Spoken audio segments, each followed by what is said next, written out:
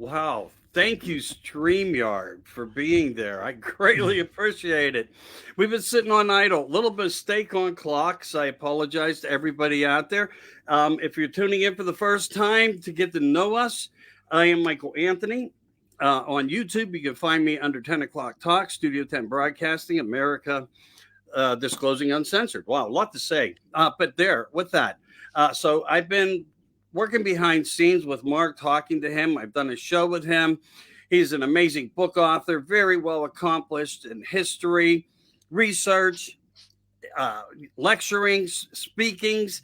Um, right now, we're going to try to uncover a little bit of Mark's knowledge. I'm going to call him the grand wizard of the history of the Templars. And a lot, I want to talk to you about a lot because I want to do a good job for you, and because I know you're going to bring it to me. And we made a connection the last time Yeah, when it we was were fun. discussing your book of ufology, and you even pointed out it was a powerful episode. And I hope we can do the same sort of scenario again, but with you leading the way. And I appreciate you for doing this and being here. Also, if you're just joining again, please like and share. What I greatly appreciate it to all your groups. That's always fascinating for you guys to do. And you can even put it on my page if you want, because they got me locked in jail again. But nevertheless, we're going to make the best of the scenario. So, starting this, I know it's a lot to comprehend for a lot of people because I think I should start out saying to you, in a way, how much is wrong with everything that we've been taught and that we know? Quite a lot. Yeah. Where do I begin? Well, I suppose it's a beginning, a middle, and an end. And the beginning bit's wrong because people don't understand how long the Templars have been going for. They don't understand where they came from, and what were they building on. The middle bit's wrong because you've got people like the History Channel throwing in all kinds of material that just either didn't happen or didn't happen the way they're showing it. And then the end bit's wrong as well because they weren't all wiped out. They didn't all just disappear overnight and vanish. It's excuse me, there's a lot more going on. So actually, I'm hoping in the space of however long we've got, an hour, 2 hours, whatever, I'm hoping that this, as part one, at least deals with those issues. You know what I mean? Let's get rid of the elephants in the room. Right. My main job is an archaeologist. I love to dig stuff up. So see what we can dig up on the Templars. Yeah. That's the one. Right. And when we look at things too, there's a lot of knights of this, that, and the other that go back into earlier times before. In many ways that I've been able to find out, the Templars were actually established. And one of the names that I came across and what I've learned, and I don't know if it's actually factual, but it seems to tend to be there.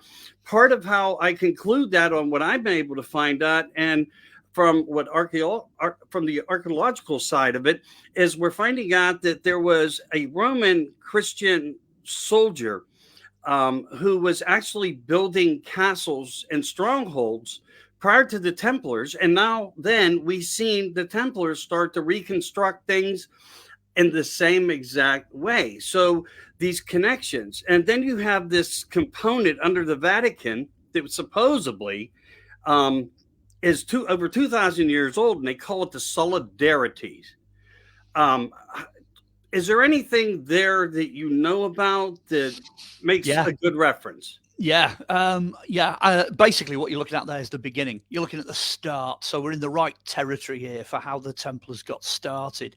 And you have got to go back to Roman times. That is the foundation of all the orders of knights, is the Roman military. So whether anybody likes it or not, whether it's true or whether it's, legend that the Romans came up with, however you want to view it, certainly the medieval knights believed it was true. So the esquires, the as the Saxons call them, Knighards, it's not just Monty Python, that's Anglo-Saxon. The orders that were around in the early days are the ones that affect the knights as they start to develop. So I'll give you a couple of examples. The idea of warrior monks, monks carrying swords. Everybody's like, what on earth's that all about? Well, biblically speaking, Jesus actually tells the disciples to buy swords to protect themselves in the garden at Gethsemane when he's arrested. So there's an actual biblical injunction to sell your cloak, get rid of your bag of money, and get a sword instead. So the idea of defending yourself is not new. It's 2,000 years old. That led to, for example, the Celtic monks, the Culdees, that were the followers on from the Druids. They were walking around in Roman times dressed in full monk gear, carrying swords. And we know that there's an altar here in Chichester, 3rd century one, that shows 3 Culdee figures, and 2 of them are carrying swords.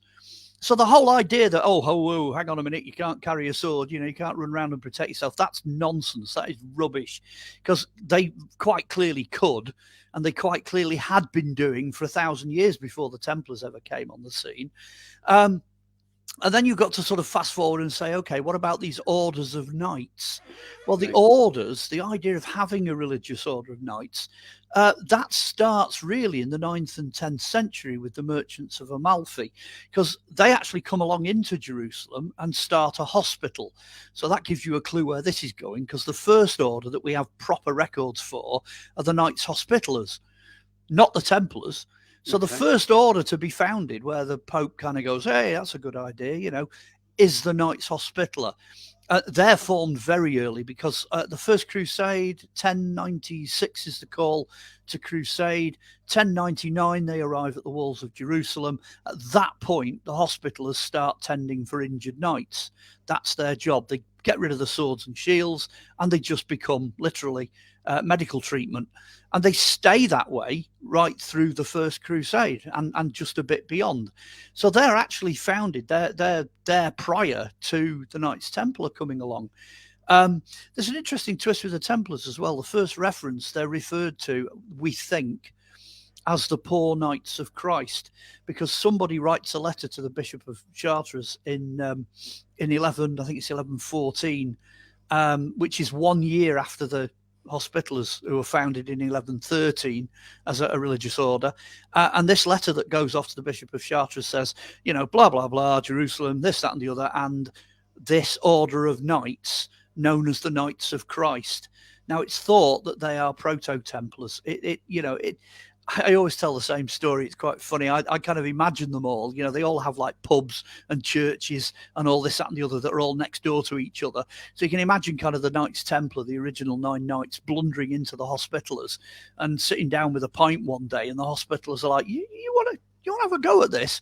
It's not a bad idea, You can do things as an order," and you can see them sort of going, "Yeah, we could. Let's see what we can do."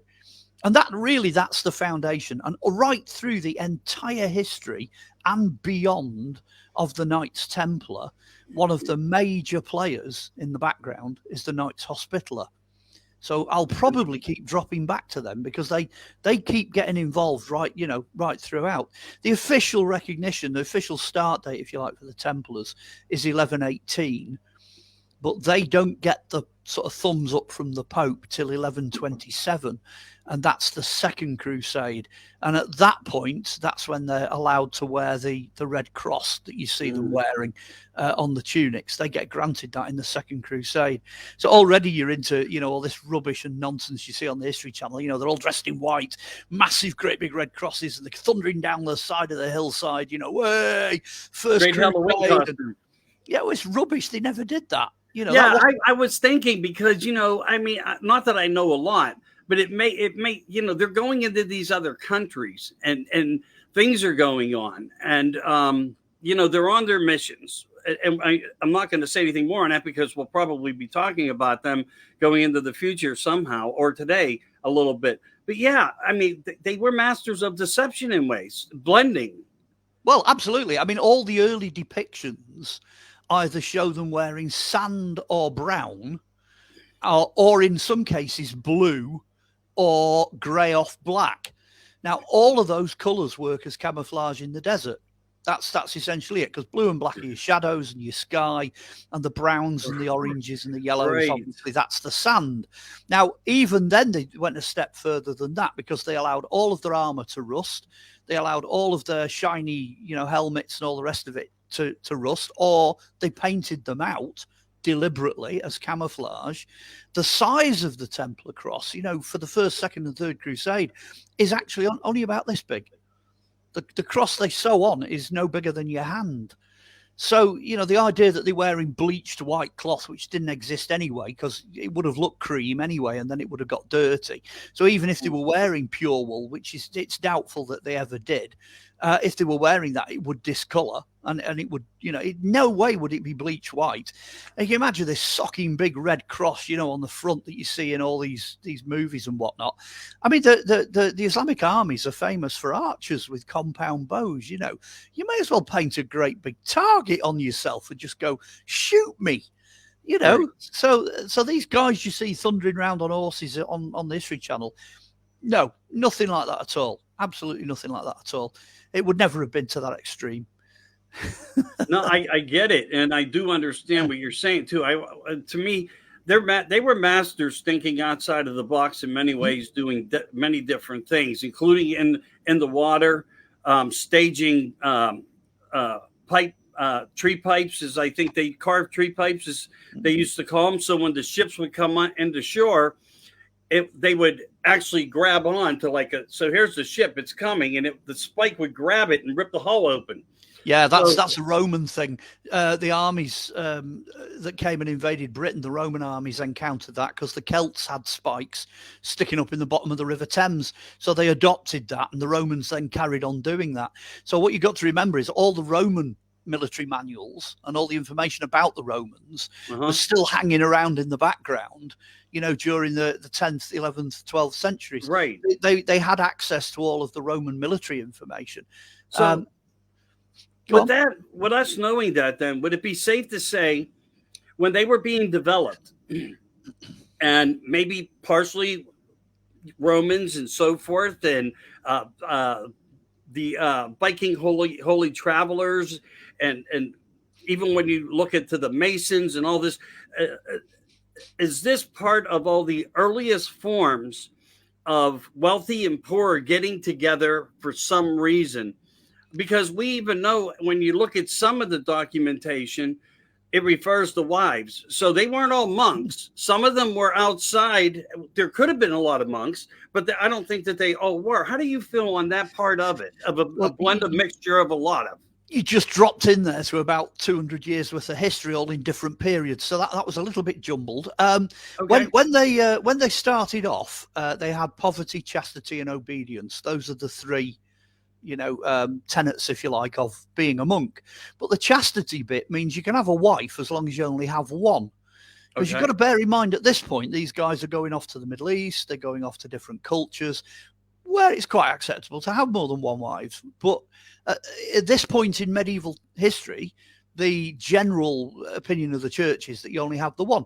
So the wives are not a problem. Also, you have to flip that on its head. You've got to say most knights were wealthy landowners. They were rich, educated people. Well, you had to be. I mean, a war horse is the cost of a Porsche car. A sword is 3 years peasants' wages. The chainmail is made to fit. It's tailored. And some of these knights, they were wearing chainmail from children onwards, from child size onwards. By the time they reach adulthood, they're more like ballet dancers. They can wear a full suit of armor, a full suit of chainmail, and pretty much vault from floor level onto the back of a horse. When you wear fitted armor, it's a different story altogether if it's the right stuff for you. So these guys are not, just a bunch of Viking thugs. They did use Vikings on the First and Second Crusade. It's not generally known, but 2/3 of the armies were made up of Viking mercenaries because the Vikings are still there. They're still there in the 1000s. You're not far off 1066 really with that. But the Normans were a different kettle of fish. The Knights were a totally different kettle of fish altogether. Plus the fact, if you're a Norman knight, and you're in this country, for example, or any other country, you have to speak the language of the country you're in. So they start off over here by speaking Anglo-Saxon, but they already speak Norman French because they come from northern France or France in general. So a lot of the knights are speaking, whatever their native language is. But if you're a noble, you can't do any land transactions and you can't deal with the church unless you can speak in Latin. So these guys already speak 3 different languages. So by the time they get to the Middle East and they're looking at, Roman, for example, anything that's written by the Romans is written in Latin or, to push Greek. And that's stuff that they can actually understand. They can read that. And when they come face to face with the Islamic world does exactly the same thing. They all speak in their local languages and Latin and Greek. So by the time they get over there, it's not difficult. It's not impossible for these knights who are on crusade, the more educated ones, to communicate with the Sufis and the commanders of the Islamic armies. It's more of a melting pot. They also get a bit of a surprise when they get over there because they suddenly discover that what they've come face to face with, they're liberating Jerusalem from these barbarians. They arrive there only to find that the culture that's already there is better than theirs. So it's a bit of a kind of put down. They're off there as liberators, and best standing army in the world, and we're off to fight the infidel and this, that, and the other. And suddenly they're faced with civilization. It's a lot more like there's that film Kingdom of Heaven. If you watch that, there's a lot of genius moments in that movie because it is very accurate. It's very close to how things were over there. So the Templars, learn a thing or two. They start to discover things. They're finding all sorts of stuff, all kinds of stuff when they're out there. Great. And it's real interesting how you put me into perspective.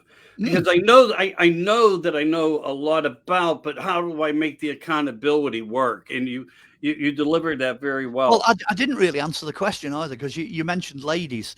Ladies. Yeah, okay, there was that little part. That's the one that got me started, actually, because at the end of the day, when these knights are going out on crusade and all the rest of it, the people they leave behind are the noble ladies. And they do the same thing with the noble ladies as the Vikings do. Because if a Viking went off doing whatever he was doing, pillaging, wherever, he would give the keys to the entire of his estate to his lady. Sure. So then his lady literally becomes him. So she's got access to everything. Now, fast forward 100, 200 years, whatever, you're in exactly the same position with these knights. Now, a lot of the knights are not coming back. They're getting killed on crusade, things like that. When they started looking at the records of Templar preceptories in southern France, because this married couple went down there and did a lot of research in a lot of the records that have survived down there, they were discovering that female knights by the Third Crusade were outnumbering male knights 2-1. Interesting. So when you then fast forward another couple of 100 years, you suddenly think, Joan of Arc wasn't so special after all, because there was loads of them. They were mostly in southern France, and quite a lot of them went on crusade. Now, again, if you go backwards, there's an Anglo-Saxon manual that teaches ladies how to fight as knights. We know that. There's also another manual that teaches monks how to fight. So we know about that. So we know that these people, they were trained, the ladies of the manor, the ladies who then are taking over, if you like, traditionally from the Viking ladies, shield maidens, etc. We know that the ladies could fight and they had armor as well. There's bits that have survived from them. So it's not unusual to find ladies, joining up with the fellas and giving it a good go. So yes, and a lot of these were married, they were before they went on crusade and thereafter. It's interesting because I'm quite sure a few of them brought a few ladies back with them as well, but there you go. Yeah, that's always possible. And we lived in a different time and era. Even if they live by rule, not everybody plays by it, and certain things do happen.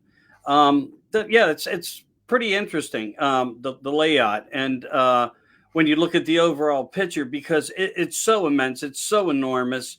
Them getting put in place, their startup of who they were, how the foundation come into play, and the fact that there could have been knights of many different things who joined this to do this, even though a lot of people hear of that. Was it Friday the 13th, 1307? That's the end. That's right. The but everybody looks at that in my mind as that's the main focal point, and that's not.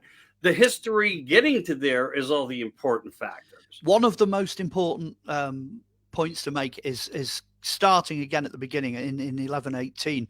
Mhm. By that point, they'd acquired a building called Solomon's Stables. Now, this is the famous temple platform in Jerusalem. Yeah. For some reason, everybody assumed that Solomon's Temple was the Dome of the Rock, but it wasn't, because that was built by the Caliphate in the 7th century. So that's a mosque. It's a Muslim building. Sooner or later, they would have found out, probably quite quickly, that actually it was built next to the site where the temple was supposed to be. So on that platform on the far end is this thing called Solomon's Stables. And it is literally a collection of stables and service buildings that had survived from the days when the temple was there. So what they do is they take over this building. Now, this building is massive, and it's a really strange location to pick. They've only got 9 knights, and worse than that, they've only got 4 horses. And this stables can hold like 100 horses. It's enormous, absolutely massive building. So what on earth they were doing in there, who knows? I mean, by the time they got the Templar Crossing in 1127, there was still only 9 knights and a few like hangers-on, pages and stable boys and things like that. And the famous Templar seal where you got 2 guys sat on 1 horse, it's not a weird ritual. It's just that they only had 1 horse for 2 guys. That was how it was. However, the location becomes important when you know that at some point they started digging a tunnel through the platform in the direction of where Solomon's Temple would have been. Now, it was the Romans who accidentally burnt the temple down in 70 AD. Some clot-headed twit threw a burning torch on the roof. The whole lot went up. So you can imagine them all running around, these priests, you know, they're all in panic and they're grabbing anything they can. And they're probably putting them in the basement. These things are going down in the basement. And this is where you get this famous legend of the Templars, you know, being the world's first archaeologists. They go tunneling through, they break into one of these old underground systems. What do they find? You know, this is where it gets, you know, was it temple treasure? Was it part of the actual accoutrements for use in the temple? Might have included the Ark of the Covenant. I personally don't think it did, but potentially. I'm actually inclined more to go towards scrolls. You know, if you think Dead Sea Scrolls, Nag Hammadi Library, I think very quickly they came across this library, this cache of material. Yeah. I think people were still alive who could read it. You know, they could have taken the scrolls, tried to pull them apart, you know, what have you, and gone to the Jewish authorities, and they would have gone, yeah, we can still read that. It's the same language. And a lot of the Sufis and a lot of the Islamic folks could do that as well. They could understand, like I said, Latin, Greek, etc. I think they got an idea of what was in some of these scrolls. That fundamentally changed their entire outlook. So from that point on, from the time that they discovered something, and whatever it was, they sent it back to the Pope as well. So it's probably in the Vatican Library. It'll be in there somewhere, whatever it was they found, or the Treasury, Vatican Treasury. But the Vatican was like, yeah, we like this. This is a good idea, lads. Right, you know, tons of money, loads of, you know, they can do what they like. They got all the, you know, their orders set. They were recognised. They got the Red Cross. They got all this, that, and the other. But I think that the actual contents of the scrolls turned them into something else. It changed them. They went extremely Gnostic. They broke away from the straightforward medieval Catholic faith. They finished up actually being closer to the Cathars in many ways. And then you got this bizarre thing in the Templar ritual. They were accused of spitting on the cross and stamping on it as part of their ritual.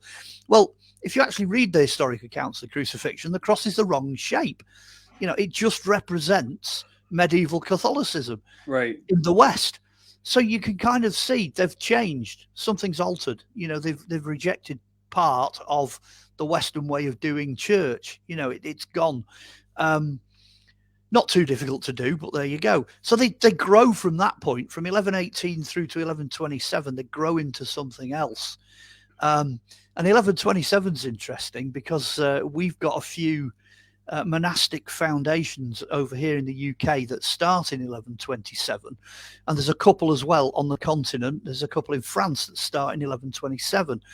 The reason for that is that the Grand Master Hugh de Payens goes on a fundraising trip through Europe into Britain and all the way up to Scotland.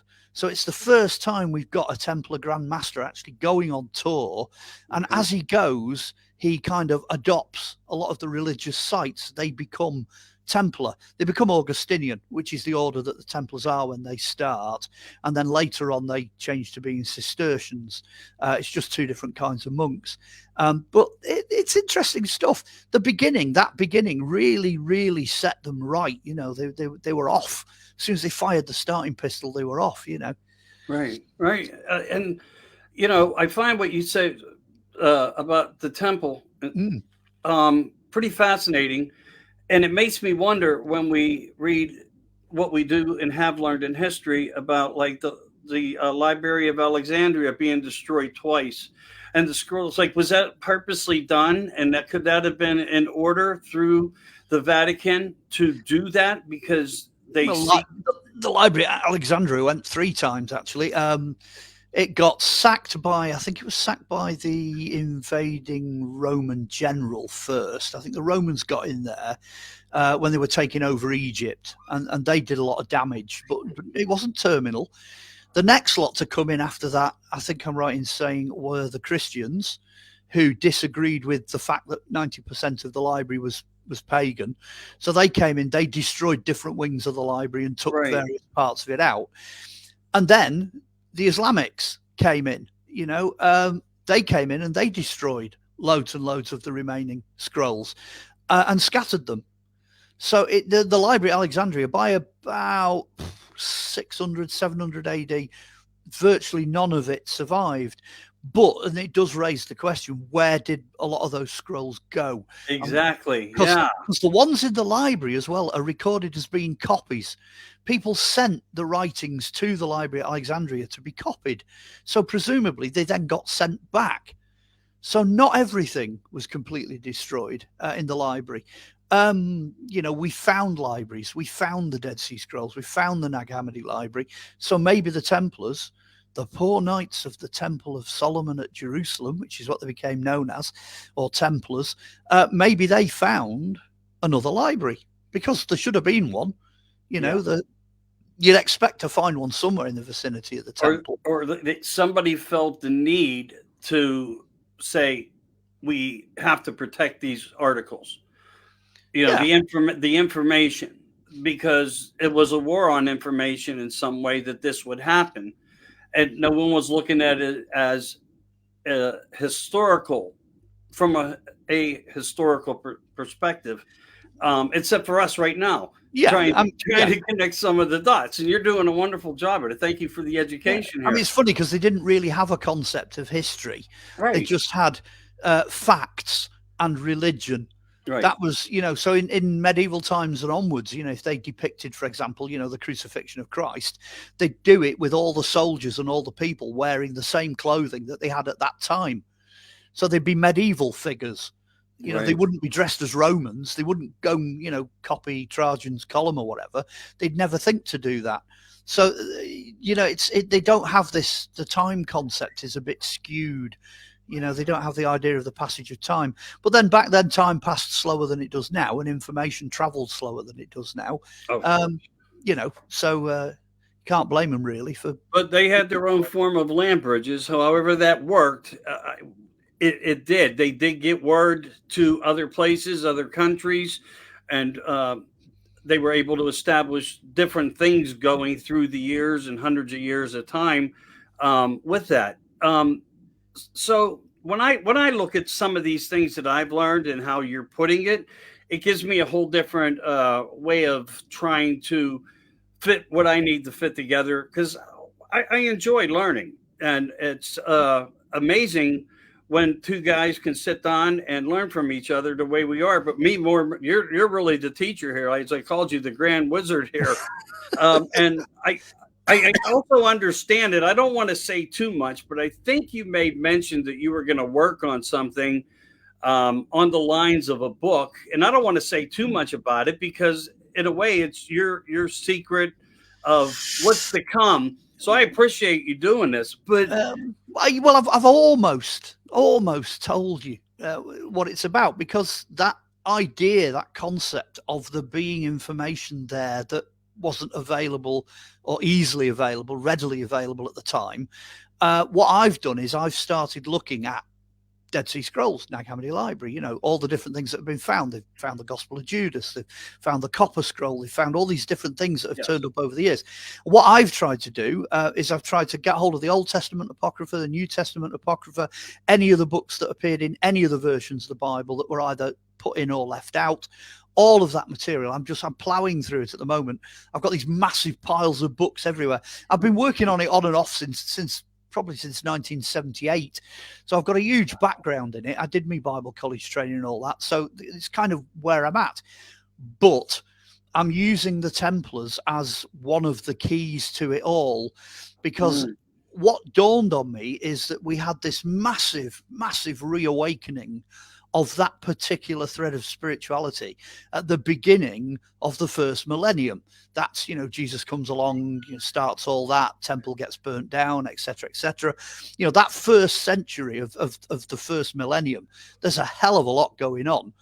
Fast forward to the first century of the second millennium, and the same thing's happening again, because you've got the Templars. You've got, you know, them going off to Jerusalem and crusades happening, and, you know, the Islamic world impacting on the Christian world. And, you know, I mean, we're talking about a period there where they did not even have a copy of the Bible that anyone could read, because it hadn't been done yet. Right. You know what I mean? No translations. If you wanted to find out anything to do with that, you had to go to a church, and it was all done behind a screen. So, you know, the common man, the common person, it was so hard to get hold of material. And there's the Templars pretty much swimming in it. You know, they're actually walking the same streets as that story. And then it dawned on me, come forward another millennium, are we not at the same kind of turning point now? Sure. Because we're in that first century of the third millennium.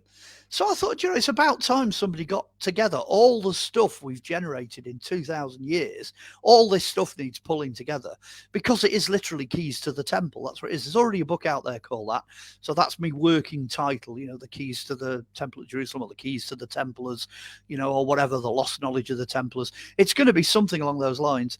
And I'm pulling it all together. It's going to be history. It's going to be archaeology, but it's also going to show you how they ended up the way they ended up. So right. I'm kind of, that's kind of why I'm leaning towards the library side of things, and, you know, what they discovered. And the more I'm digging, honestly, the more stuff I'm finding. I'll give you two examples. You're going to love this. The Holy Grail. Did the Templars find the Holy Grail? Well, at the moment, I've got 27 of them. They're all different. So they certainly found something. And this is the key. Fast forward to 2012. So we're in 2012. There's a couple of guys out in the Middle East, and their job is to translate medieval shipping receipts from the manifest story. Correct. It's brilliant. Absolutely brilliant. So, yes, you're right, because I'm going to let you say it, because there they are. There they are going through these receipts, and all of a sudden they get to this shipping receipt, and it's like, shipping receipt for the Holy Grail. And they're like, wow, this can't be right, surely. But then, and this is where it ties into the subject, it says the Holy Grail, at the time, they knew the Crusades were coming, so they put it in a church for safekeeping, and then they make the decision that it needs to be removed from Jerusalem. So they put it into the care of what they describe as roomies. Now, what roomies are, translated, they are basically Norman Italian knights of the Order of Templars. Templars, yeah. So they hand the cup of Christ over to the Templars. Now, just to make it a bit more confusing, there are actually two, because the other is the cup of the disciples, both of which appeared at the Last Supper, both of which are in the Church of the Holy Sepulchre, protected by the Knights of the Church of the Holy Sepulchre. And they decide to hand these over. So they give them over to the Templars, and both of them, according to the shipping receipts, are sent to Spain. Now, there's a cup in Spain known as the Chalice of Donaraca.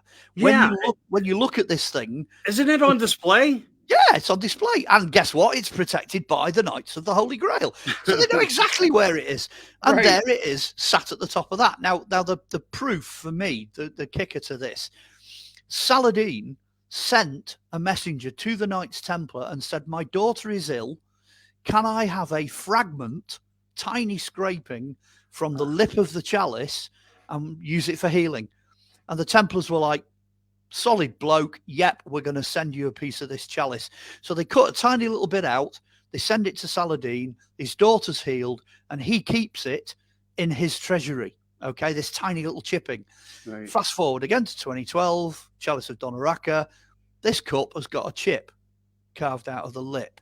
Now, it's like, you know what I mean? It's stacking up that's the cup that Christ used at the Last Supper, or potentially it could be the disciples. The disciples. Either way, it's one of those two grails, and we know where both the grails are. They were both given to the Templars. They were both shipped to Spain. They've both got shipping receipts. Voila, we have it. We pretty much know where it is. And that story, like I said, that only came out in 2012, And not only that, I don't know if it's true, but there was a story that was like somewhere out there about a lady who actually, and this kind of refers to I think this is how we're conditioned to understand possibilities, and sometimes they turned it into the Hollywood glamour TV show stuff that correlates and lines up with everything you just said, that something that was presented about this cup being in someone's hand, and they needed it for a healing purpose, and that wish was granted to them.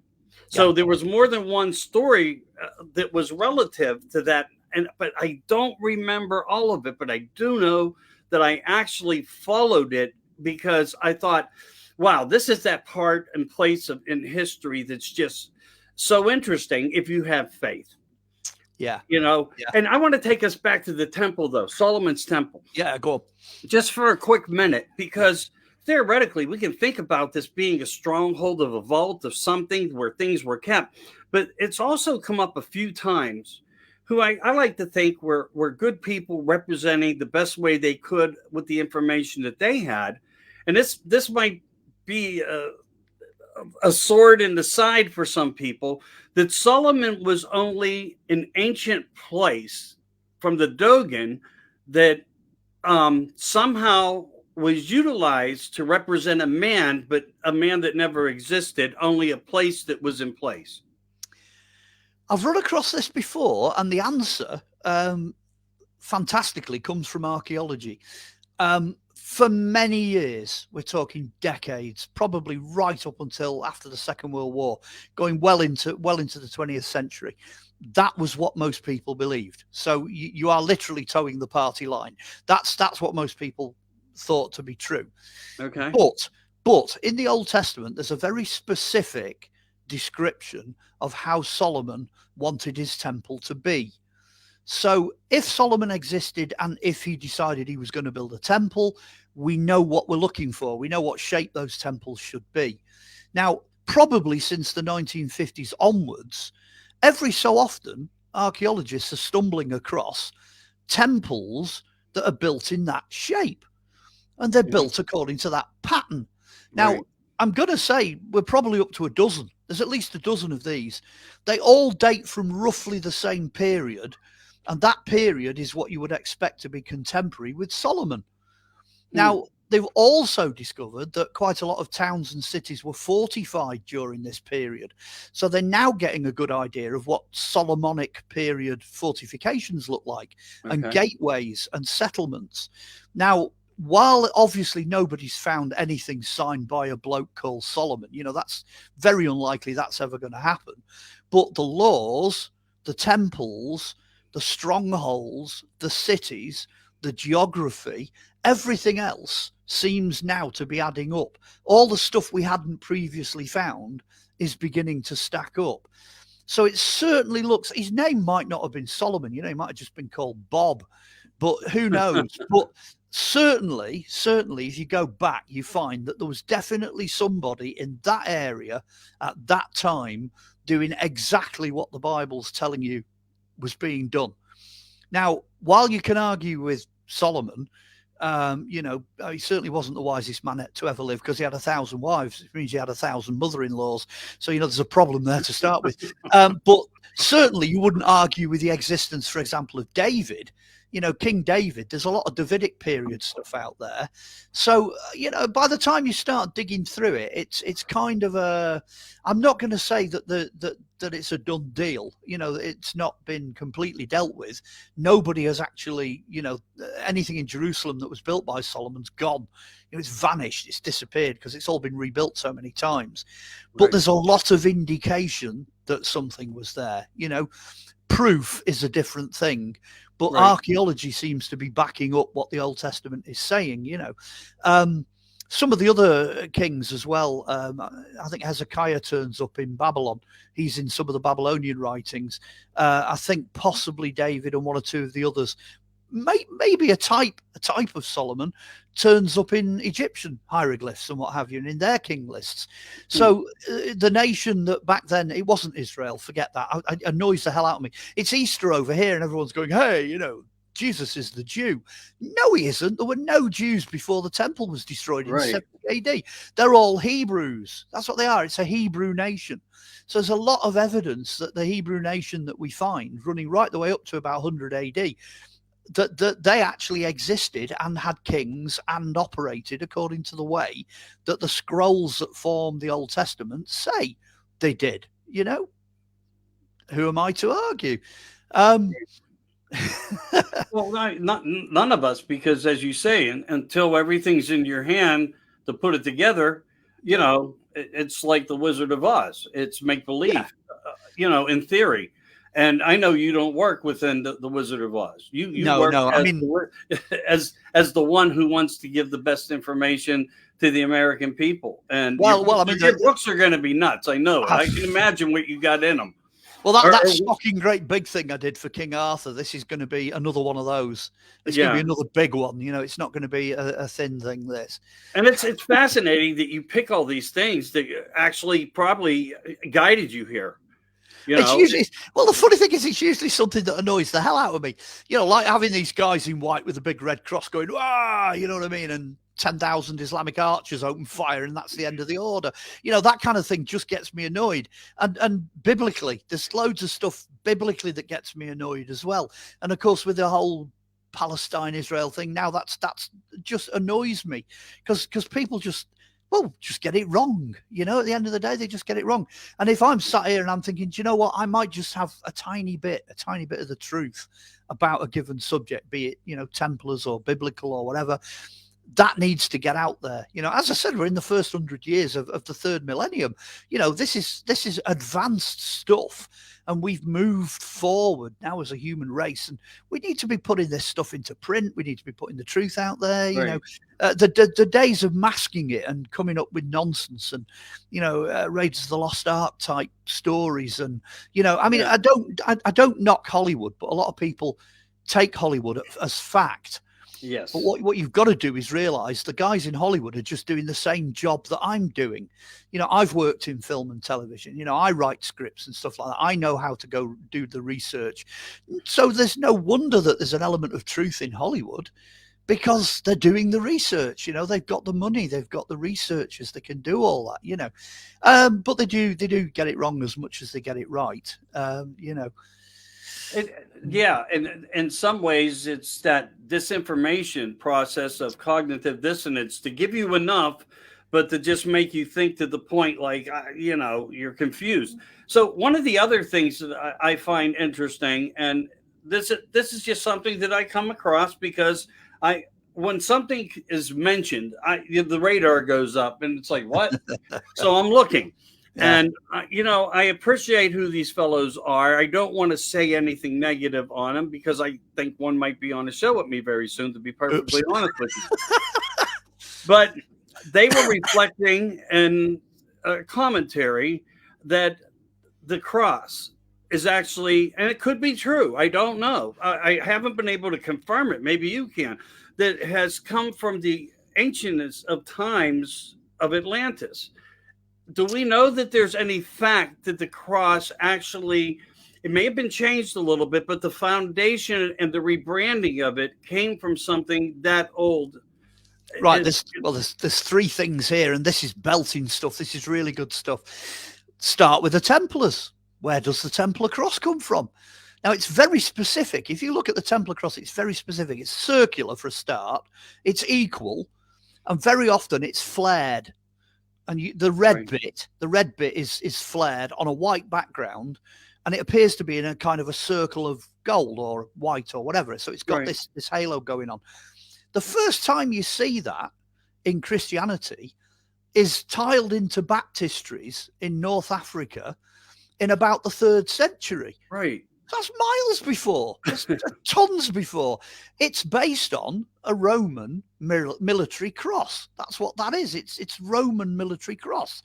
That's where that comes from originally. But that in turn has an ancient history. It goes all the way back.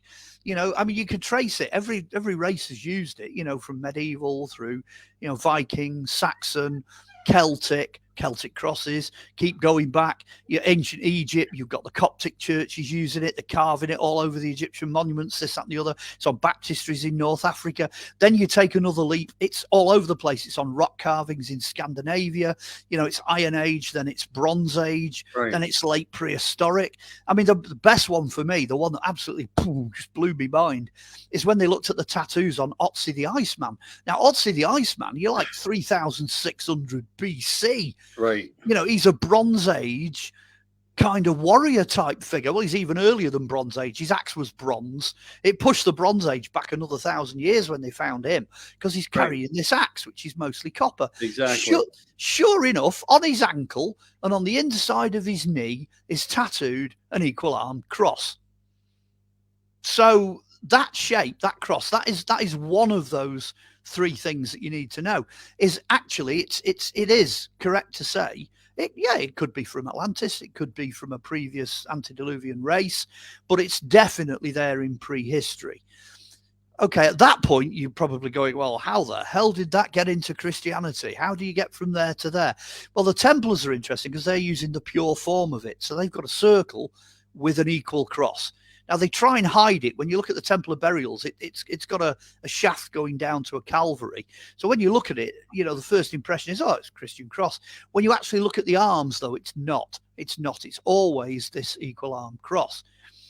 So what's going on with Christianity? Well, you can blame Constantine for that. Constantine, the Roman emperor, you're looking about 314 AD. He legalizes, well, he makes it possible for Christianity to be legal.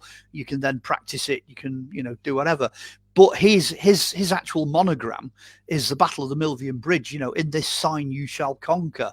And the sign that he saw impressed on the sun was a cross. That's what he saw. So he adopted that. So he is Sol Invictus. He's a sun worshipper. And if you look at the early symbolism applied to Christianity, it's exactly, that's it. For the sun? Yeah, that's it. Sol Invictus. And that's what the Bronze Age people were worshipping, and the Iron Age people, and obviously the Iceman and all that lot, and then the Romans, and then so on. And what happens is Constantine adopts a lot of that. So all of a sudden, you know, the shepherd with the, you know, that's Hermes, he suddenly becomes Christ. All of a sudden, the guy with the big beard on the cloud, you know, that's the thunderbolt throwing Zeus. You know what I mean? He gets adopted in. You get all these things adopted in, but this is where the third thing comes in, because I've done the cross origins, I've done the history. The third thing that's really important, and this is what the Templars knew. The Gnostics knew how to read the Gospel of John.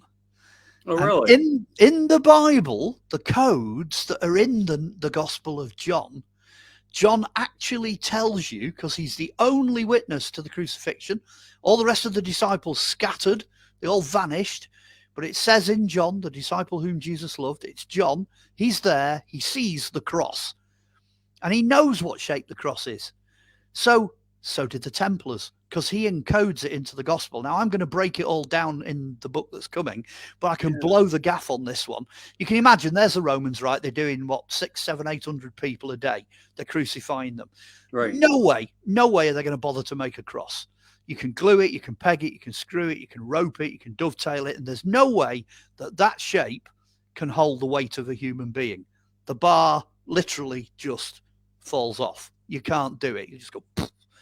So what do they do? They actually cement the uprights already in place. What Jesus is described as carrying is a thing called a stauros. That's the word that's used, stauros, which means basically a tree, a piece of tree. So he's carrying a single beam. When the beam arrives at the crucifixion site, they hook it up either end, pull it up on a scaffold, and they drop it onto two of these uprights that are already in place. Now, what that means is that the shape of the cross, I'll have to do it using my fingers. There's your uprights, okay, on Golgotha. I'm doing the best I can. Please, please don't write anything into the symbolism. And the bar goes across the top like that. There you go. So that goes boom, boom. Now, that probably doesn't mean a lot to a lot of people.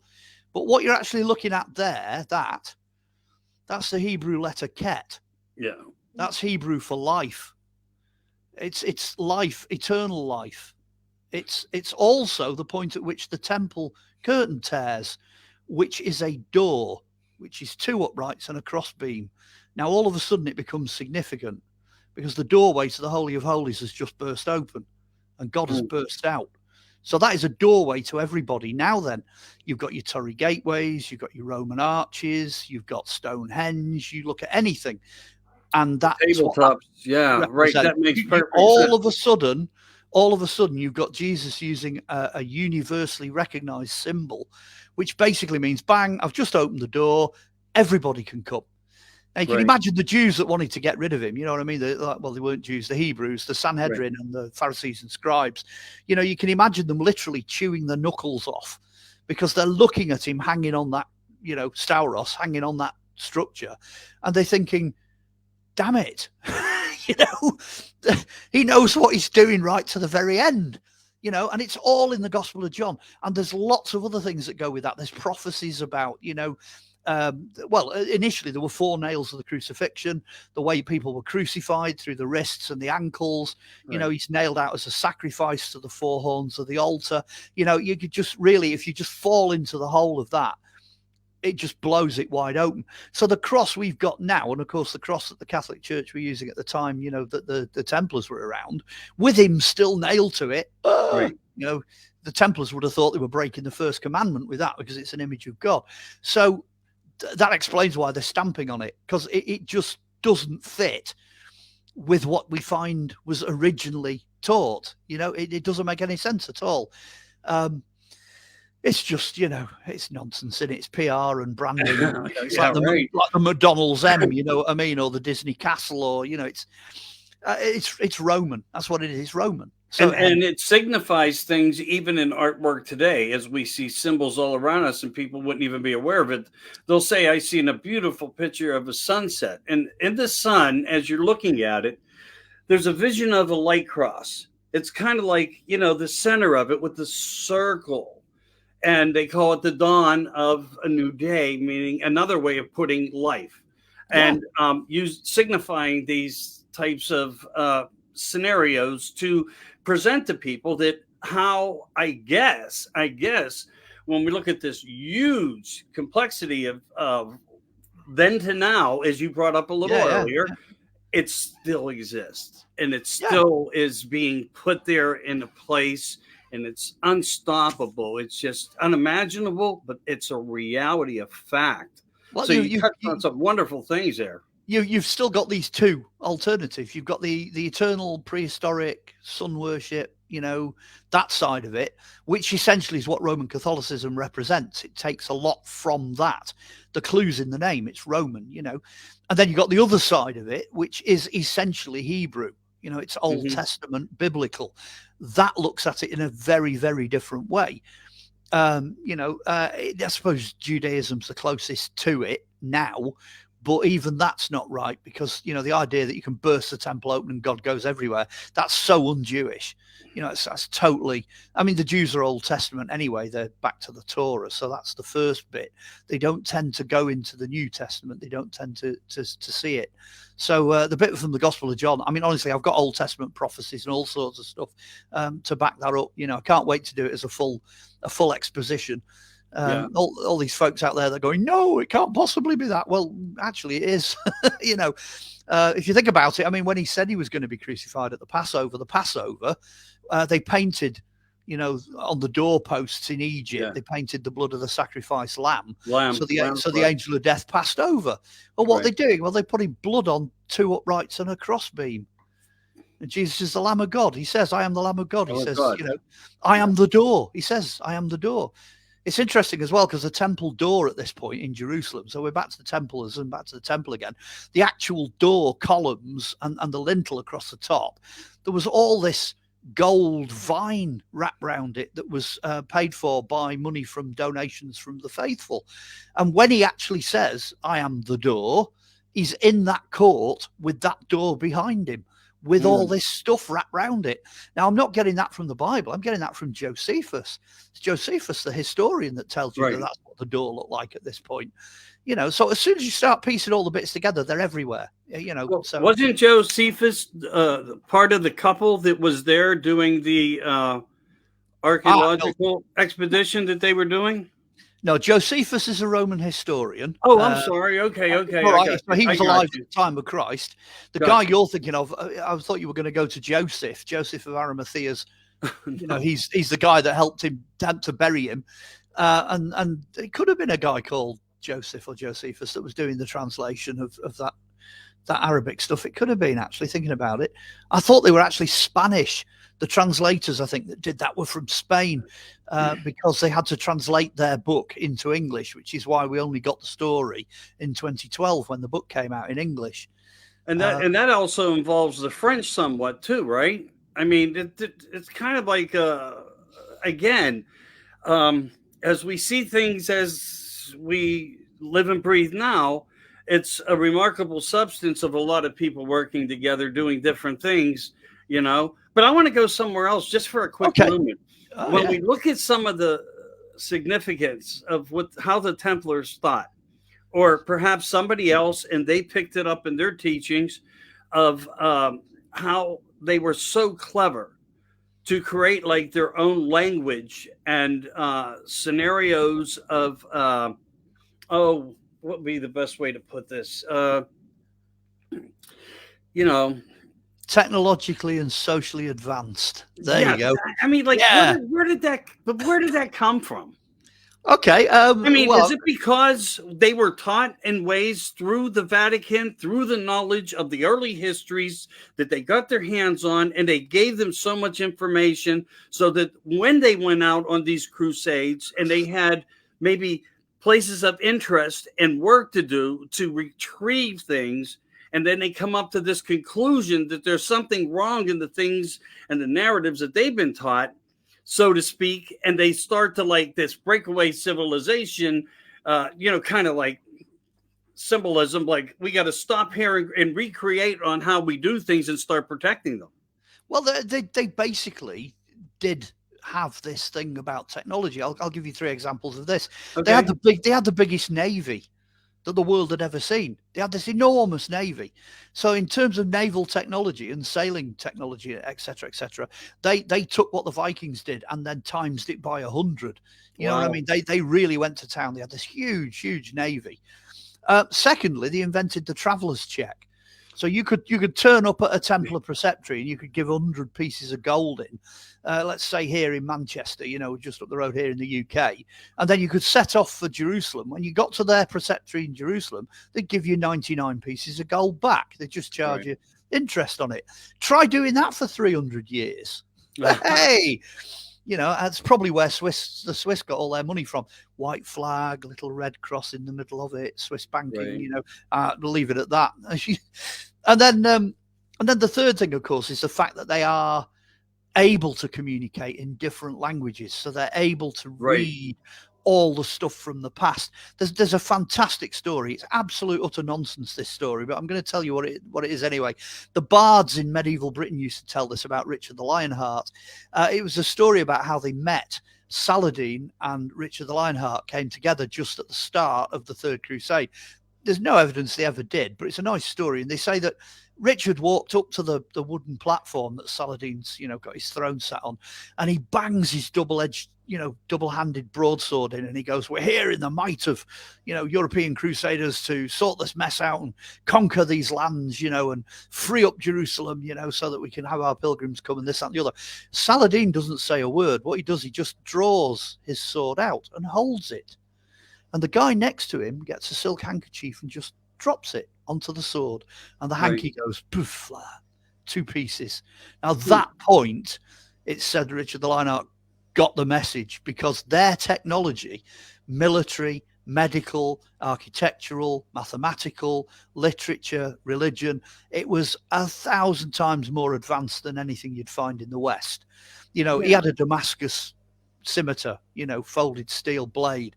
Because at the end of the day, that's where they think the Vikings got their technology from, the East, the Middle East. And that's where these Crusaders have gone back to. So they're going back to the source of everything that they knew from the Viking era. So at that point, apparently, Richard and Saladin became lifelong friends, which they may have done. You never know. But that was what the tales that the bards used to say about their first meeting. And it's a lesson. It is a lesson in not to make assumptions. Something else has just come to mind as well. You've got this thing where the Catholic Church, in their final accusations, accuse the Templars of worshipping this god called Baphomet. Now, that in itself is a cover story. Okay. Because the Crusaders were so impressed that actually what that document says, it says they came back from the Middle East worshipping. It doesn't say Baphomet. It says Muhammad. Muhammad. Oh, really? So you've now got a bigger problem, because these guys are coming back, and it's in writing. It's in one of their documents where it says they're coming back worshipping Muhammad the Prophet. They're coming back having converted to Islam. I was just going to say that. And maybe that's why, when all hell broke loose, I won't say they fled, and I do believe that there was many more, because, if you look at all the castles and different influences and places in different countries that they went to, they were everywhere. They were worldwide, pretty much. Yeah, they were on Oak Island, for Christ's sake. They're up there, maybe they have found something. I'll just say that. Because I actually had a conversation, I could even pull it up for you, show you, with Marty Lagina. Hey. He's looking for volunteers, by the way. If anybody thinks that they may be able to help what's going on up Oak Island, I don't know if it's going to be because they need somebody to pack things in little plastic baggies and mark everything down. Listen, I'll tell you what I'm going to do my advert while you've set me up for this. Okay, number one, I'm an archaeologist. Yes. Number two, I have worked for Prometheus because I've appeared on Ancient Aliens. They do the Oak Island thing. Mm-hmm. Number three, I would be delighted to get stuck in on Oak Island. So if he wants to just send me a ticket, I'll fly over there. And you know what? I'm going to lay down the same thing. I can do it from here with you. I am laying down. He has a video of us. Yeah, I'm laying down the gauntlet. I'll tell you what. You let me loose on Oak Island, I will date everything. I will tell you what everything is, and I will tell you who was there and who wasn't there. And I can do that from the evidence because I've followed the series, and I'm sometimes I'm laughing my trolleys off. I will be able to do everything that they want for that project. But there's your advert. Come and get me, Martin. Yeah, come on. There you go. Right. I kind of said the same thing. I was like, hey, look, whether I'm here or there, you point, I go, I do. I promise you. That was one of my words to him because he says, how do you think you could help me out up here? I was like, well, you point, I go, I do. If he wants an audition and he wants to see what I used to do, Lost Treasures, which was my ITV series, all 22 episodes of that. It was ITV Sky History. All of the episodes now are on YouTube. So, so my little, is it, I got it wrong? My little name, which is over here on the thing here, type that into YouTube and just put in Lost Treasures. And he can see me doing my TV presenter thing. I just go bonkers, So yay, go and check me out. I'm gonna send him. I'll make a clip and I'm gonna send it to him. Oh, definitely, yeah. Get me on Oak Island. I'm not joking. I have him right here. Neither am I. I could save him so much hassle and bother. Well, he is trying to work with people to decipher the Nolan's Cross and different things like that, which comes into that secret language and technology of where did it come from? And that's kind of where I was going, not with Oak Island in the presence of it, but the secrecy of how well they could stay cloaked amongst people as well within the environment, and maybe developed in now, as we see in modern times, still in existence of some of them somehow, some way. And again, Well, I was just they have kind of going survived. there with that Yeah. part. Yeah, they have survived. I mean, in terms of secrecy, cloak and dagger, you've got to bear in mind the Templars are the world's first standing army. So these guys are not amateurs, they're not just hobbyists, they are full time in what they do. They've got the religious side of it, the monks, they've got the enormous infrastructure and wealth and power and, the whole backing of the Catholic Church behind them. But they are also soldiers. That's their function. They are soldiers. Put all of that together, that's a really heady mix, hence where we came in at the beginning, charging around in the desert wearing white. That would never have happened. You can use common sense. You can use the soldier side of what they do. They'd be just as invisible wherever they went. They would not go marching around wearing shiny armor with big red crosses on, and none of that. When they're out actually on the field in battle, most of them would have worn their own coat of arms, because that is going to save your life. If you're wearing a coat of arms, you're a noble, therefore you're worth dragging off the battlefield and selling back to the enemy for a price. Right. So if you've got that on, you fairly sure, if you're not already dead, well, they'd sell you if you were dead. As long as you've got a badge on, you're okay. So they would not have behaved the way they did. There's certain things in medieval warfare that they adhered to, but that also meant that it made them invisible. When they're wandering around in civvies, they'll just be wearing, grey or white or brown woolen cloaks with nothing on them at all. Right. It's interesting when the German emperor arrested Richard the Lionheart on his way back from Crusade, because the Germans actually grabbed him for ransom and sold him back to Britain. When he was grabbed, he was wearing a hoodie. I'll do a demo here if I can. Okay. There you go. Imagine this. I was right on when I said the Grand Wizard of History. There you go. Well, if you imagine this, the exact same thing I'm wearing, but in cream. So it's in cream. And on his shoulder here, he's got a tiny embroidered Templar cross. And we know that's what he was wearing because the Germans actually illustrated it. There's an illustration of him being arrested, and that's what he's got on. He's wearing a Templar hoodie with this little thing on here. So they don't run around sort of shouting it from the rooftops. They were very secretive. And again, if you've got this radical information and you're practicing your religion in a radically different way, you're not going to just shout that from the rooftops, because there's a lot of people out there that wouldn't agree with that. They definitely wouldn't agree with that. I have to say, by the way, that the idea that, coming back from the Middle East as a Muslim is new. That's rubbish, because over here we had King Offa of Mercia, and I think it's 806 AD. He actually mints a coin, a British coin, and on the back of it, it says there is no God but Allah, and it's written in Arabic. So he's a Viking. Offa is a Viking. Okay. So the Vikings have been, again, I'm going to name drop a movie. If you watch a movie called The 13th Warrior, it's one of these that have vanished in the mists of time. Basically the 13th Warrior is about what happens when a bunch of Vikings pick up this Islamic scholar, and he can't speak a word of Viking and they can't speak a word of Islamic either. And it shows you in the film how this Islamic scholar learns their language and it effectively comes to understand them. And it's just such a great lesson from history on exactly what was going on. That's set in the 9th, 10th century. We're talking about crusades, in the 11th, the 12th, the 13th century.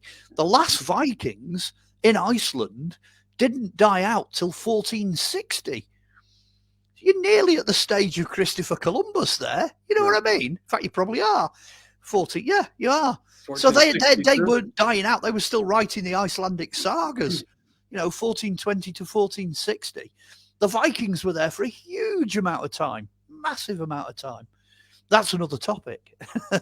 Right. Well, kind of isn't, because the Templars are the most famous and last incarnation, if you like, of that whole structure. Right. Right. And I do think they were rubbing elbows together, sharing certain forms of secrecy with each other because it reflects in a lot of things and structures and just in ways of life and technology. And when we look at, like you said, the Bronze Age and Iron Age and all these different components of how things were shared.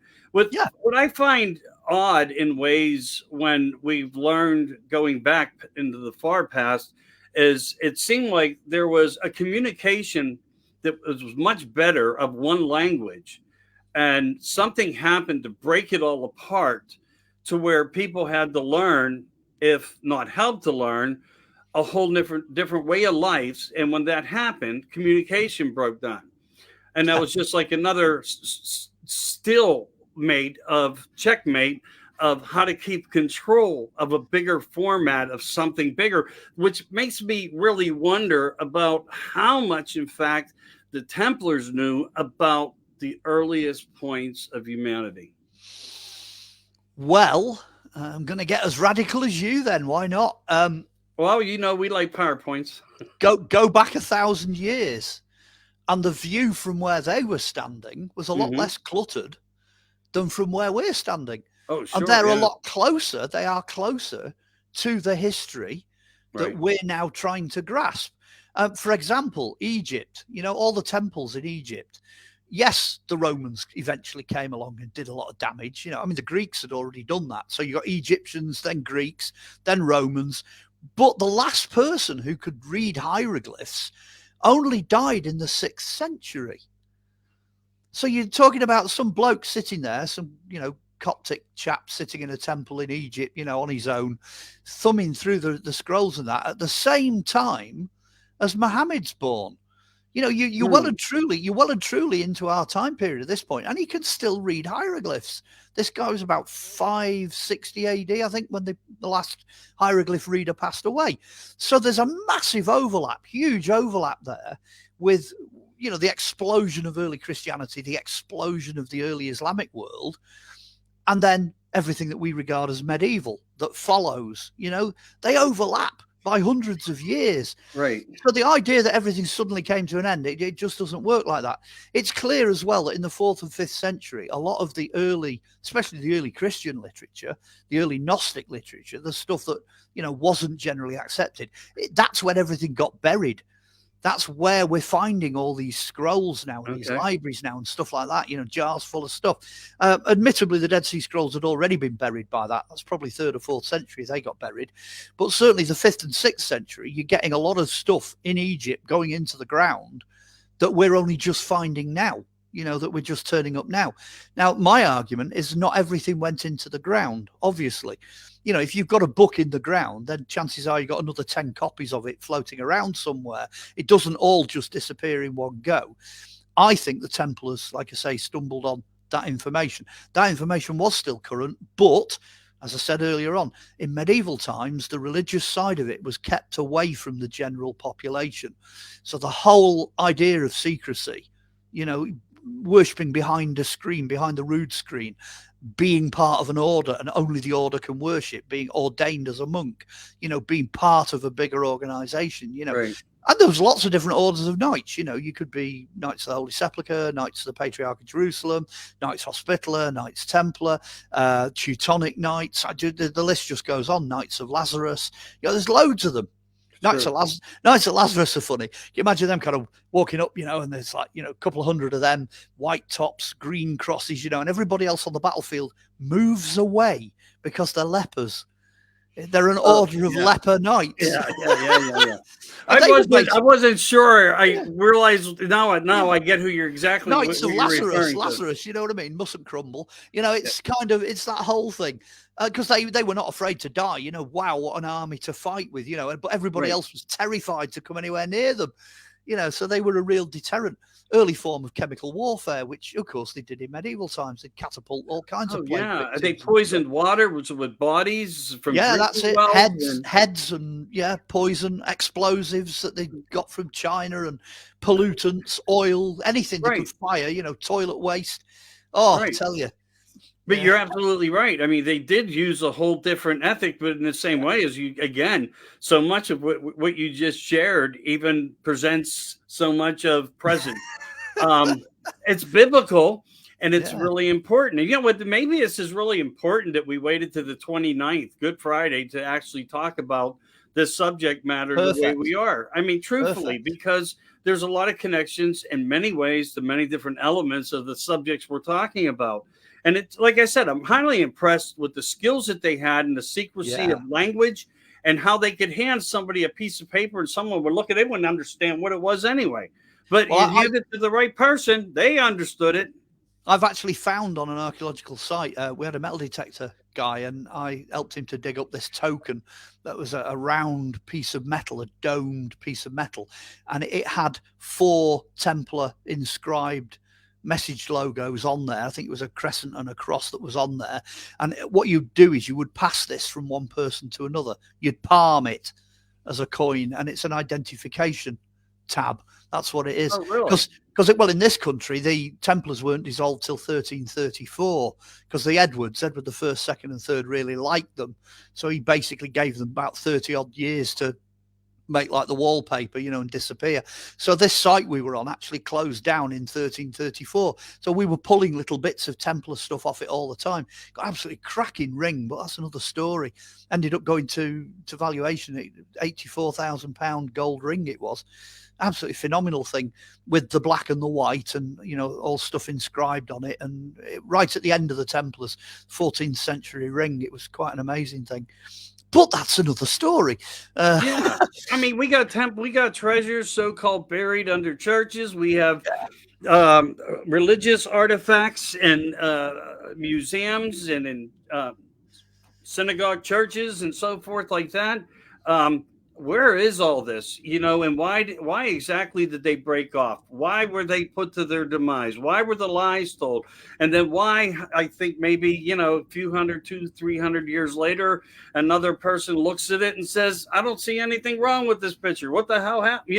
I mean, well, it's bizarre. you're absolutely bang on. I mean, at the end of the day, they were phenomenally rich, phenomenally powerful, and they were a threatening military force. Now, eventually, the Islamic forces beat them and drove them out of the Middle East. So you've now got all these crusading Knights Templar, and they don't have anything to do and they don't have anywhere to go. They ended up on Cyprus, they ended up on Malta, they ended up scattered all over the medieval world, but they were not in the Middle East. So they were no longer serving the function for which they were created. Right. And they end up then being so powerful. The King of France, Philip the Fair, he ended up owing them 2/3 of France. They actually owned all this land. They pretty much ran the show. So what he did was he came up with these accusations. Now you're into the Friday the 13th thing. He came up with these accusations against the Templars, but at the end of the day, political. It's definitely political with an economic twist. Okay, they didn't. There was no hint really that the accusations were genuine. He came up with all these accusations. He leveled them at the Templars. He arrested them on Friday the 13th. He missed most of them because on Thursday the 12th they'd been tipped off and they all sailed off in the Navy, which had a white cross like that, which they then stuck a skull over. Skull and Bones, yeah. Correct. So that's where the pirates came from. First pirate navy was the Templar Navy to sail out of France in 1314. Anyway, he arrested all these guys. The accusations then later go on to be the same ones that were used against the witches in the 1600s, so that, without any alterations at all. So the first set of accusations, they're battering the Templars. The same set of accusations, they're battering the witches. So it's the Gnostics, it's the belief system that they're going against. That's what's behind these accusations, and the fact that he wants his money. And then you said, people are saying, well, why are we doing this? There's nothing wrong with them. So yeah, they burned Geoffrey de Charnay and the preceptor and what have you in the River Seine, on the island in the River Seine. They burn them. Godfrey de Saint Omer, he goes up as well in flames. But fast forward to 1380. So you've gone from 1314 to 1380. The Pope then, who was on the throne at that time, completely absolves the Templars. Yeah. It was some guy rummaging in the Vatican archive, found this piece of paper that absolves all the Templars. They had a trial for them in absentia, because of course they'd gone by this point. And they said, well, nothing wrong with them. Nothing wrong at all. So in theory, you could still have Catholic Templars. after 1380. I believe it. And then it also, when you look at some of the, we'll call them the Bureau of Land Management in the Vatican, they became one of the wealthiest in the world to own the most land in the world, even more than Bill Gates. Just Oh yeah. saying. And China, just saying. Yeah. And they don't have to pay taxes. They're exempt from it. But where did it all come from? Because a lot of it, in my mind, I think it was within the Templars' holdings, and they would do whatever it took, as you said, Yeah. to acquire it. set up a scheme to where we don't have to pay anybody. And when we do this, we'll just use the authority of eminent domain of some force, of some sort, of some law that whatever they could collaborate to take everything that they owned, except for what the wives had, which then I think they made a deal with the wives. This is my personal assumption here. And they became knights to the Vatican. Well, you're actually right without realizing how right, because it's like, boy, are you right. Because at the end of the day, like 800 years later, the French crown was still trying to get their hands on the Templar things, because what the Templars did right across the Templar world was they gave everything they had to the Knights Hospitaller. Right. Which meant that you couldn't get your hands on any of it. They just transferred it all by deed, by whatever. And so the French crown never got a penny. It really backfired. It blew up in their faces. But all the orders of knights are part of the Catholic Church anyway. So the Catholic Church, of course, the Catholic Church benefits. But you've also got to bear in mind that, like, the Templars had 300 years to become what they became, but the Catholic Church has had 2,000 years. What can you do in thousands of years? You know, of course they're what they are, you know, as big as they are and as rich as they are and as powerful as they are. But again, when the Templars came to an end, most of the little different separate parts of the Templars just rebranded. You get Knights of the Round Table, Knights of the Garter, you get all the Swiss Knights, the German Knights, the Italian Knights, you know, Hospitallers carry on, Knights of Rhodes and Malta, Knights of Cyprus. I'm trying to think of some of the others here, Knights of the Fleur-de-Lis, which are still going. They're all the other knights, Teutonic Knights, you know, they just kept going.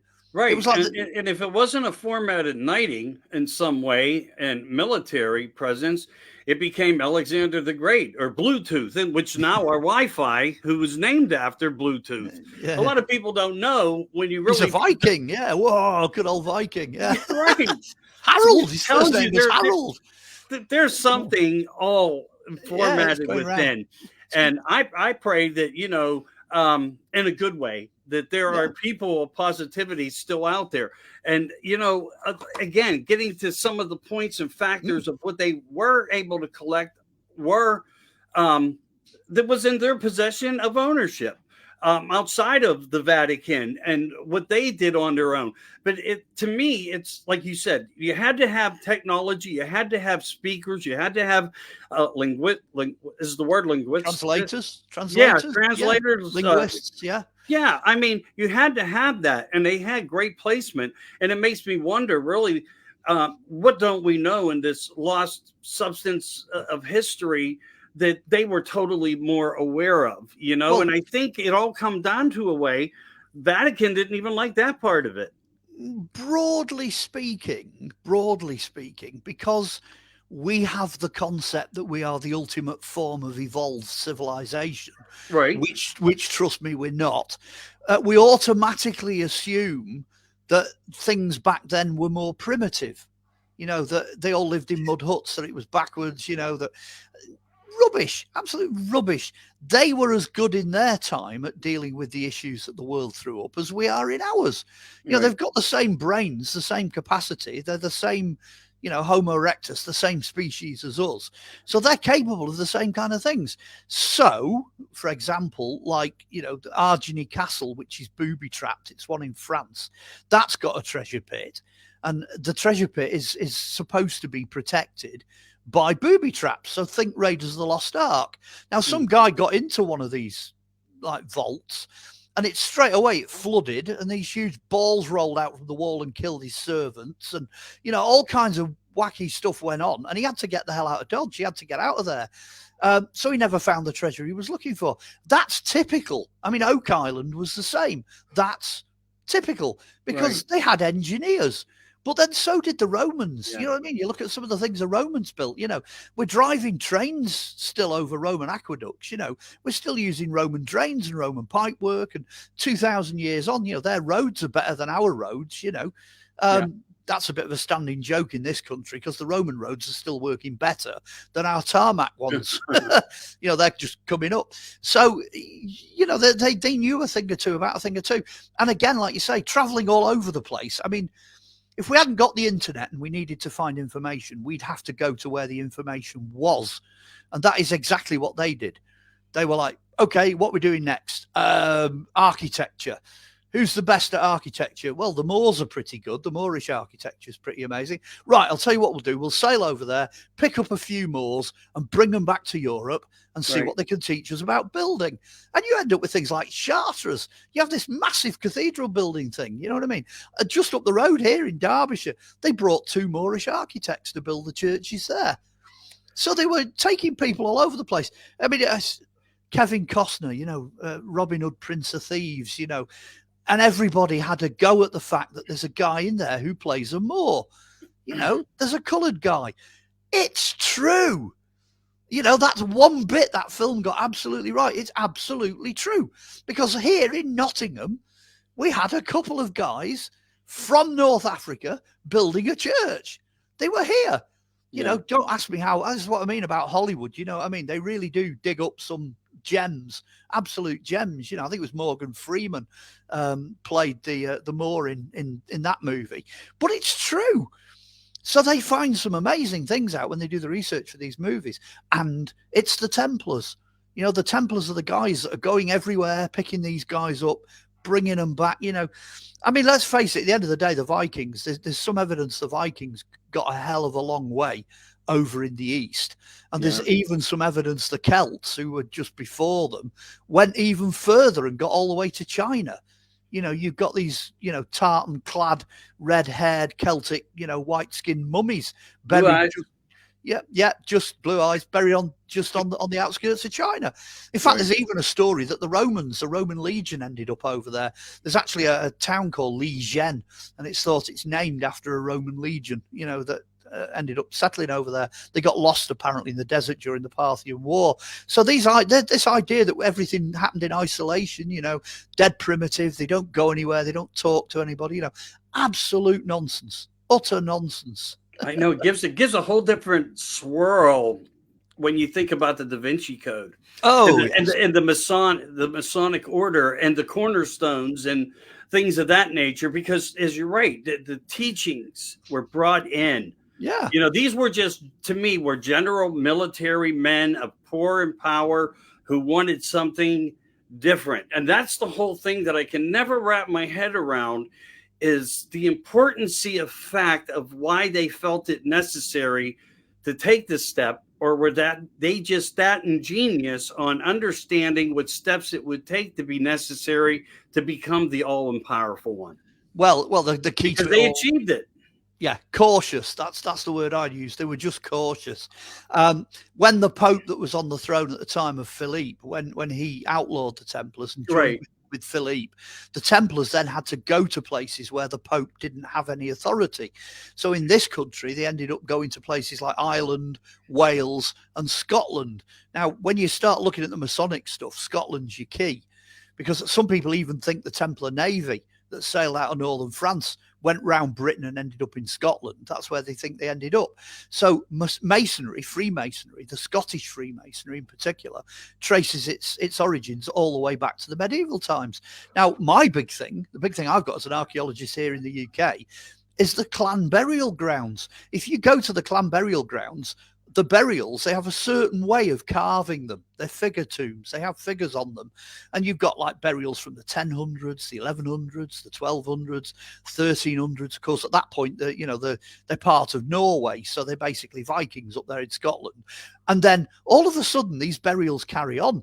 And they go 1300s, 1400s, 1500s, 1600s. And they all look exactly the same. And they're all Templar Knights. That's the style. So you look at the burials and you think, well, hang on a minute, the Templars never went away. They never came to an end up in Scotland. So there is a certain amount of archaeological factual basis on that. There's a lot of clan burial grounds. And then you finish up with something like Rosslyn Chapel back in the Da Vinci Code. Everybody knows Rosslyn Chapel. Right. That's not as odd as it seems, because it is a Templar stroke Forester chapel built by a noble in an area that's out of the reach of the Pope. You know, doesn't matter what you say. They do what they like up there, you know. Right. So when you know the background, all of a sudden it's not quite as odd as you think. Treasure of Scotland might be buried there. I'm not so sure about Ark of the Covenant or anything like that. I don't think it's quite on that level. I'm going to put it out there. I think the Ark of the Covenant is actually in Axum in Ethiopia, because they have got legends and they have got structures and they have got history that backs that up. I mean, Graham Hancock did a fantastic job. He wrote a book called The Sign and the Seal, and he really went into it, absolutely went into it. As an archaeologist, I mean, you know, I'm reading that and I'm thinking, whoa, this is amazing. You know, and I've checked it since. I mean, it's quite an old book now. I think it's 1990s, and I've gone into it, and it stands up. I think it's in, I think it's at St. Mary's in Axum in Ethiopia, with a guard. He has one guardian. There's a church there, and there's a guy that's guarding it. I've heard about that, but I never knew anybody that could give me.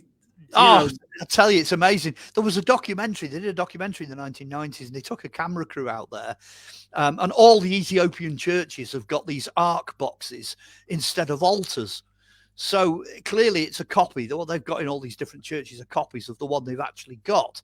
Right. And it's amazing because there's this huge fence all the way around this church. And this camera comes zooming in, and there's a guy stood there, and he's got this beautiful set of blue like robes on and a blue turban, and he's dark as night, real shiny dark chap, and piercing eyes, and he's, you know, and this guy leans in with a microphone and he goes, "Have you got the Ark of the Covenant in that church?"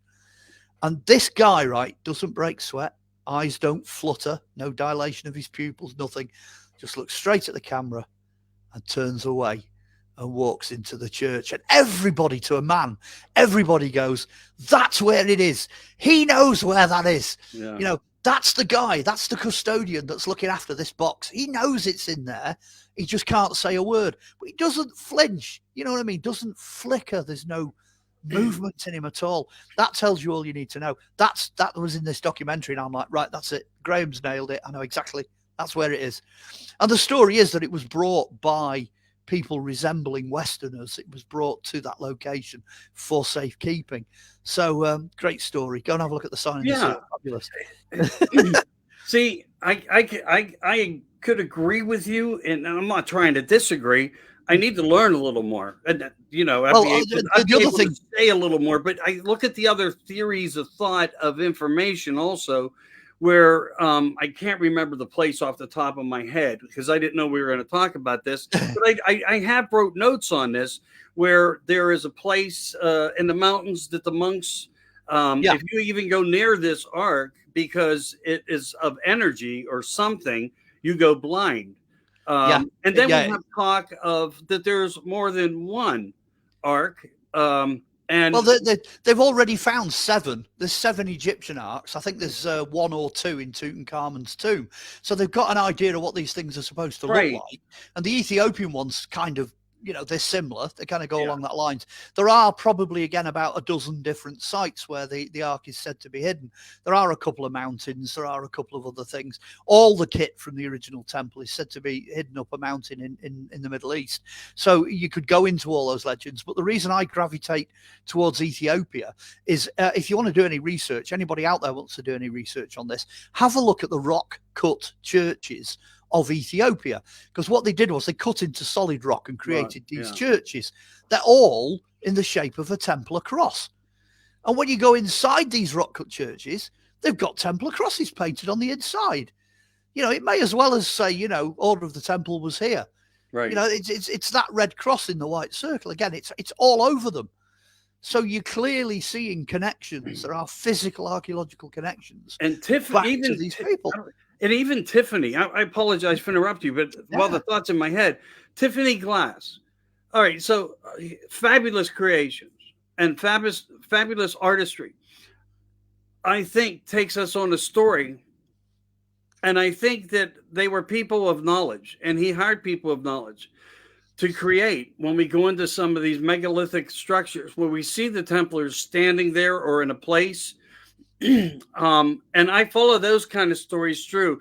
When I say looking through the glass, don't know how much time it's passed, but it feels like forever. And but the truth is, I mean, there's a story that they had placed of many stories into the churches, the Presbyterian churches, who also wanted all their foundations and structures to be built as the same integrity and fortitude and example of these greatness of these people. You've got Pope Gregory in the 7th century writes in, who puts it down in writing, that if you've got a religious site and it's being visited and it's functional and it's it's solid, that's where you put your church. Just take them over.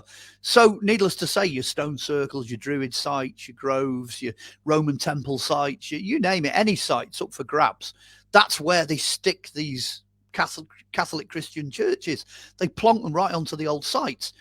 But the other reason for that, and you're absolutely right, is that the Templars could probably understand the mathematics that's involved in these sites. The way to locate them, the way they're angled to the sun and the moon, your north, south, east, west magnetic. Well, Vikings are the first to use magnetic ley lines. compasses. Have anything in there? Yeah, you got the whole thing, the ley lines, the positioning of stones, the way they planted the trees, the way they build the churches.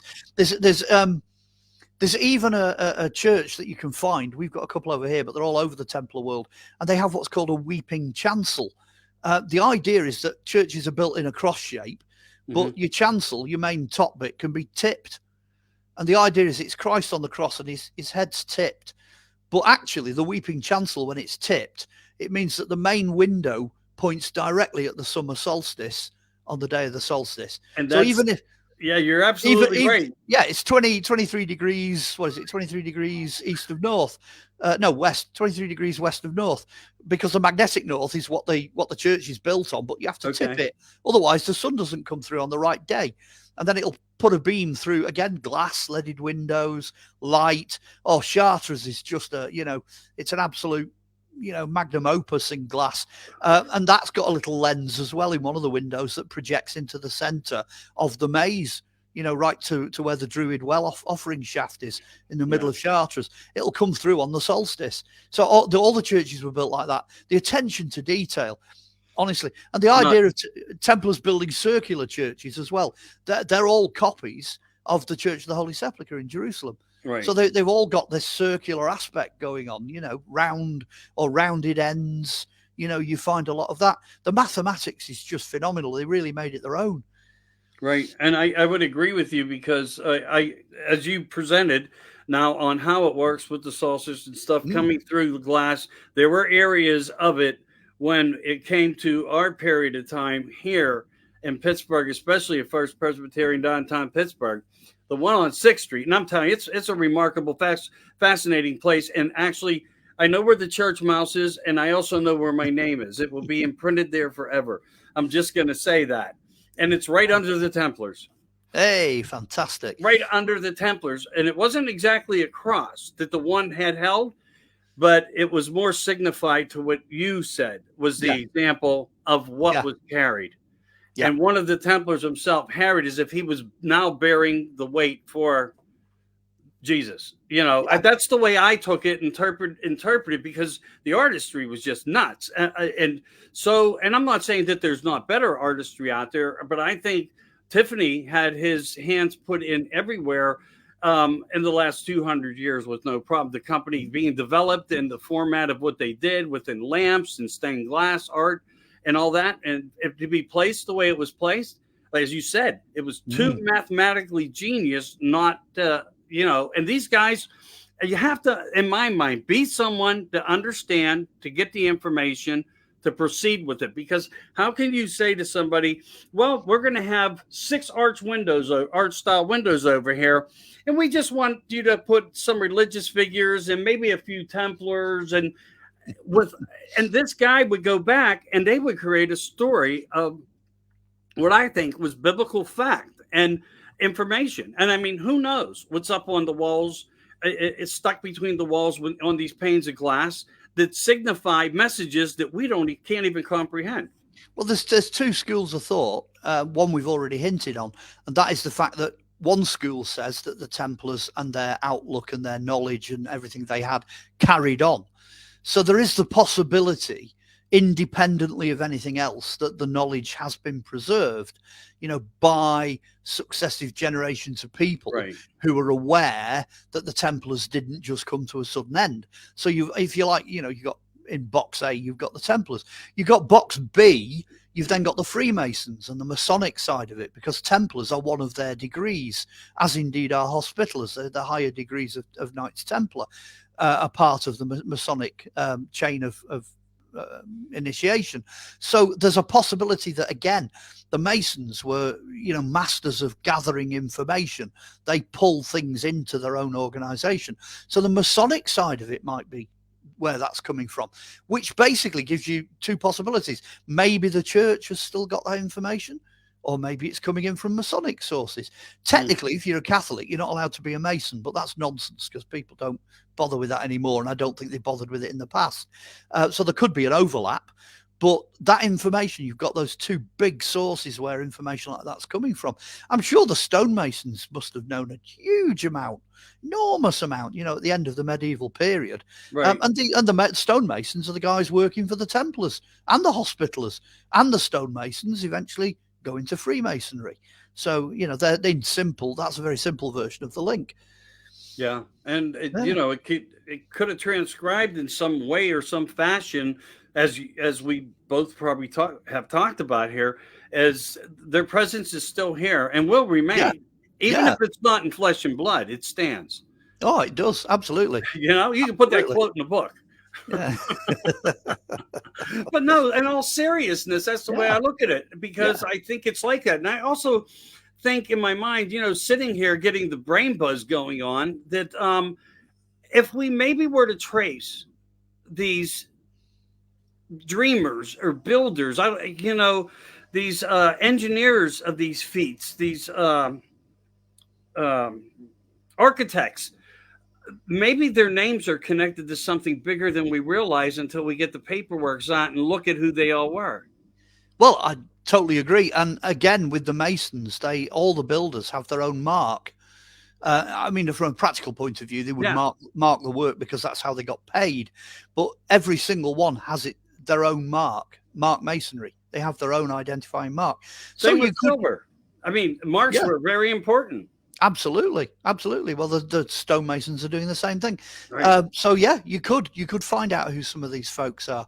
What was it, that National Treasure movie series that they came out with, which looked into things like, well, the Bill of Rights and what have you, and all that sort of thing, and who put it together, and early American settlement and what have you. It's an extremely Masonic kind of background to that especially the first one, National Treasure thing.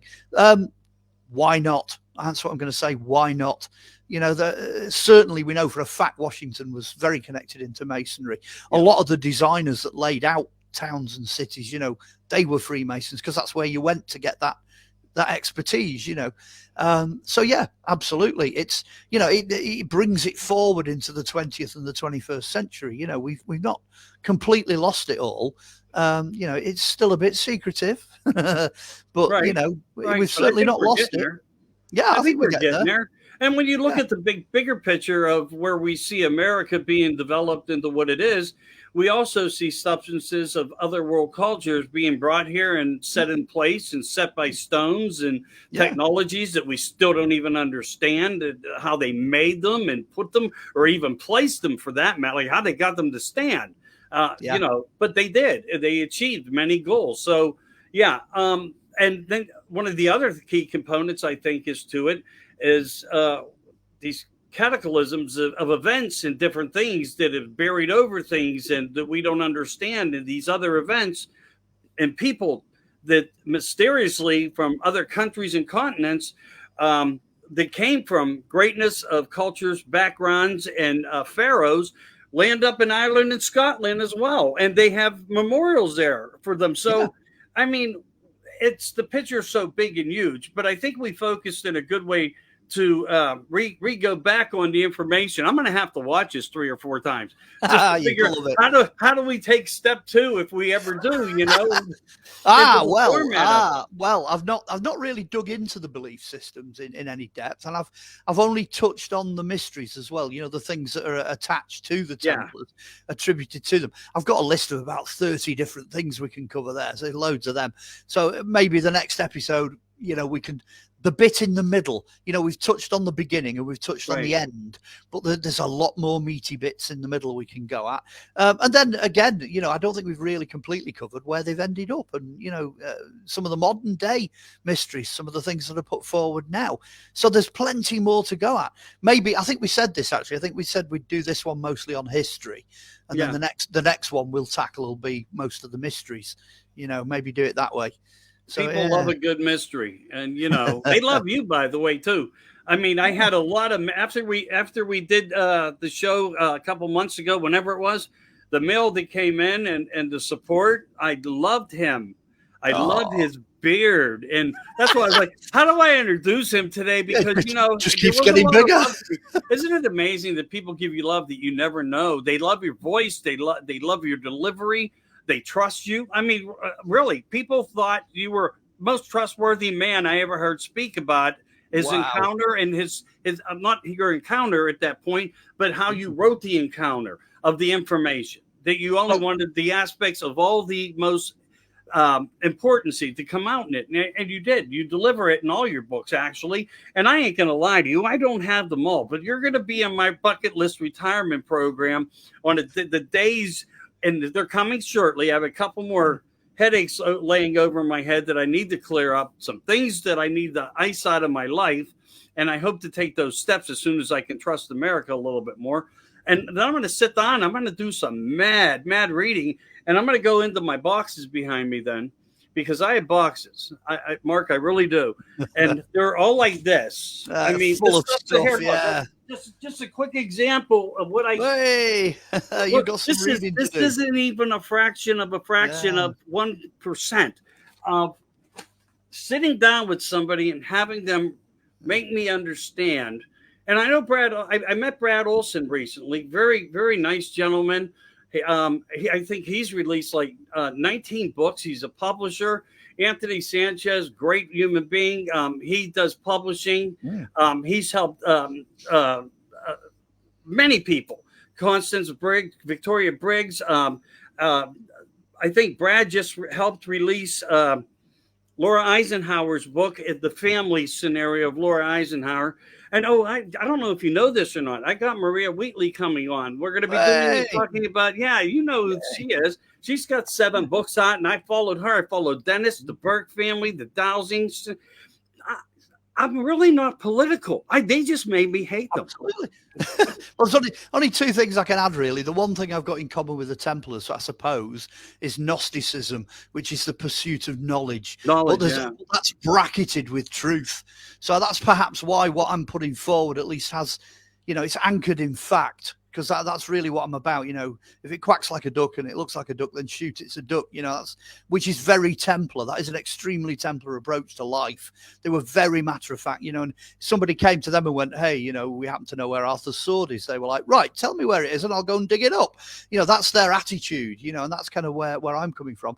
Books wise, you might have a job. I've only got 6 out, but they're all on Amazon. So I suppose I should get an advert in. Let's get a plug in here. You've got, let me see if I can remember them all. Disappearing Ninth Legion, which is the Roman legion that vanished into nowhere.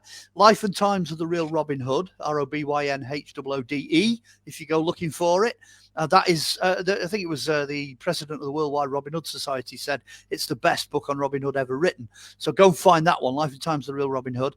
Then I followed that with Revealing the Green Man, which is quite good. That's all about, we've touched on it, the Bronze Age, solar religions and things like that. Then more recently, we've got Crystal Skulls and Human Heads. That's archaeoscience. That looks at the different species of humans. That's some of the knowledge the Templars might actually be in that one. Then, of course, you're right in there with the Templars when you get the Polychronicon of Merlin, Joseph, and Arthur. Polychronicon, yeah. You complimented me that I said it right. Yeah, well, that's the King Arthur book. That's the big one. There's loads of Templar stuff in that one as well. And then the last one was this Europe's Roswell 40 years since impact. So that's the advert. Anyone wants to contact me, I'm on Facebook. That's the only place you'll find me. Come and message me on there. And there's loads of stuff on YouTube, which I've already said. So that's all the advert out the way. I got this vibe going through my head right now, Mark, and I know your titles are fascinating, and I know you'll come up with something. But the key to open the door just kind of like floats in my head. Yeah, that's where I'm going. I just have to get the words. Really? I just have to get the words right. You know what I mean? I've got this kind of temple with Templar cross, with doorway, with like a picture of a key. Yeah. The symbol that may even be a cross. Oh, you got to be careful with that because the Pope's already got cross keys. Yeah. There's always something, isn't there? What Dan Brown's book, The Symbol, that's got a key on it as well. So, you know, it's all been done. So I'm going to come up with something. I'll find something. Honestly, trust me, I will. And you're right. It's everywhere. I mean, even if you go outside, look at my front door. There's a key to put in the lock, so it represents key, and on the door is a cross. Hey. Now, you don't even know you're looking at that. I don't have one in front of me. I would take a picture of it and show it to you. In the United States here, they do like a plated door. And it has different false windows. Yeah. But it's the cross, and then you have the double cross, the odd cross. So it's like it's not upside down, but it's what they do, and the symbolism of everything from the past is and still exists in the present, without a doubt, right in front of us every day. Absolutely. But I've had a wonderful time with you too today, and we don't have to rush back. We can give some breath and think and whatnot on how to go about it the next time. I think I'll be able to keep up with you a little bit, though. Okay, we'll see. I'm never going to be as good as you. Not about that. It's just about getting it out there. Yeah, it is, and you have a great way to deliver the information. And I love your confidence. I really do, because you've done your homework. And when you've done your homework, you can speak with confidence and authority on subjects, and you always come across that way. So, thank you. Well, just as a last punchline, I am a member of the Knights Templar of England and Wales, so I should know me stuff. I have a couple. Hey, can I share? I want to share something on a personal level with you of a different matter. And this might be something fascinating that you would want to hear. And I would only ask you to be in touch with them because maybe it could help you get more information of substance for maybe not because you do treasures, you do Templars, and this is all a tie. But I have a friend who I trust, to be perfectly honest with you. He's very supportive of the show. He's always talked to me. So he's the guy who gives you a thumb up no matter what you post. Or the biggest heart. No, I mean, truly, he's been that type of a rock star. A couple of times we had conversations with him that his family were rooted way back to them. And he speaks way before certain things ever came out about the subject matter of certain types of treasures and families that tie to this. And he is a party to it. But his father was closest to the information that was kind of lost, and it might ring some very interesting bells for you to open up some other types of. Well, let me look into this information. It might put something into perspective for while you're writing. I'm open to private messages on Facebook. Send me stuff on Messenger. And my family were also associated with the Templars. We were under the Black Prince. We were the Lords of Macclesfield back in the early 1300s. So, I've got that as well. I've got a certain amount of ancestry. I don't blow me trumpet. Do you know what I mean? You won't in none of the books. It doesn't tell you anywhere who or what I am or what I do. So I just like to be quiet about it. I understand. I drop it in where it's appropriate. Right. You're very modest. You're a good heart. You really are. I mean, you're doing things for all the right reasons. The only way I look at when we do things like this, or I try to create a presentation with somebody, it's the power of the message. Yeah. I mean, I'm sure I want to do the best I can for any guest because to me, that's the important part. As far as my growth, it doesn't matter to me. I don't want something of hey, I got to pay $4.95 a month to hear him. Oh, it's fine for everybody that wants to do it, but I mean, in life, I'm pretty satisfied, and my thing is to help get information out that's been lost, that we could re-represent and present. That people. I think people are dying for this more now than ever. Yeah. Well, as I said, we're at the start of the third millennium. Now's the time. Time is now. I'm aiming the book for 2025. It's going to take me a while to do it. I think I'm up to about 30,000 words already, but it's going to take me a while to put it together. I've got loads of notes. My office looks like that box you picked up a minute ago. So that's not a box. Yeah, that's kind of where I'm at. You know what I mean with this thing. So yeah, 2025. But if we do this again later in the year, I can tell you where I'm up to. Yeah, fabulous. I would love to. No, I mean, I know you got a lot going on. You're trying to write, and I'm sure you'll be guests on other platforms and whatnot. But yeah, I would love to go back and deep dive back into this to try to pick it up where we maybe do a little, intro of what we did discuss, and then pick it up from that point and refer people back to the first video. And people will listen if they're interested in the subject. They will. I believe that totally. But what folks say. Yeah. Again, I want to apologize to you about we were an hour forward. You're getting ready to make an hour back, or you did. And when I asked Google it, I did it a month ago. Yeah. So when I set it up, I did it a month ago, not realizing. Yeah. Well, what's happened is you've gone forward an hour, right, which means that I think it's 6 hours now becomes 5, but we only go forward an hour to go back to 6 hours on Sunday. So that's kind of made a mess of it. Like you say, Google just puts up, one thing. Yeah, that's why I put your 2 o'clock's my 8 o'clock, and you probably I guess it is. Yeah. I don't know. I never even queried that. I just thought, but actually it's not, it's 7 o'clock. But anyway, we got it. We nailed it. I apologize. And again, I don't want to hold you up any longer. And I do thank you for what you've done and coming on, supporting the show. And I got nothing but love for you, and I'll do anything I can to keep promoting you. I like to do that too. People are noticing that I do try to promote the people who come on the shows and whatnot, because that's my peeps. That's my people that are helping me, and I'm trying to help them, and just trying to make the world work better, Excellent. Well, we're all part of this new millennium. Let's see where it takes us. Hey, last thing before we go. Go on. In hindsight, because I know you have a lot of theory and certain things, and we'll keep this non-political. Do you have any theories on this big, what people are looking at as apocalyptical crisis of event to happen on April 8th? Have you ever come across some of that information floating? I have run across that. There's been a few dates thrown around. There's been a couple of March ones and a couple of April ones. And I've been sort of watching what's going on. I think the key to it all is in the word apocalypse. If you go back to the actual Greek meaning of the word apocalypse, if you actually have a look at it, it doesn't mean the end of everything. Right. It's not like push a button, boom, and that's it, a load of rubble floating in space. What apocalypse means is, in a sense, it's an end that leads to transformation. So in the Greek sense, that word is talking about a positive transformation. So it'd be more close to say transit. We're transiting from what we've been to what we are becoming, moving up to higher things, which I prefer the Greek version of apocalypse in that sense. I think that's where we're going.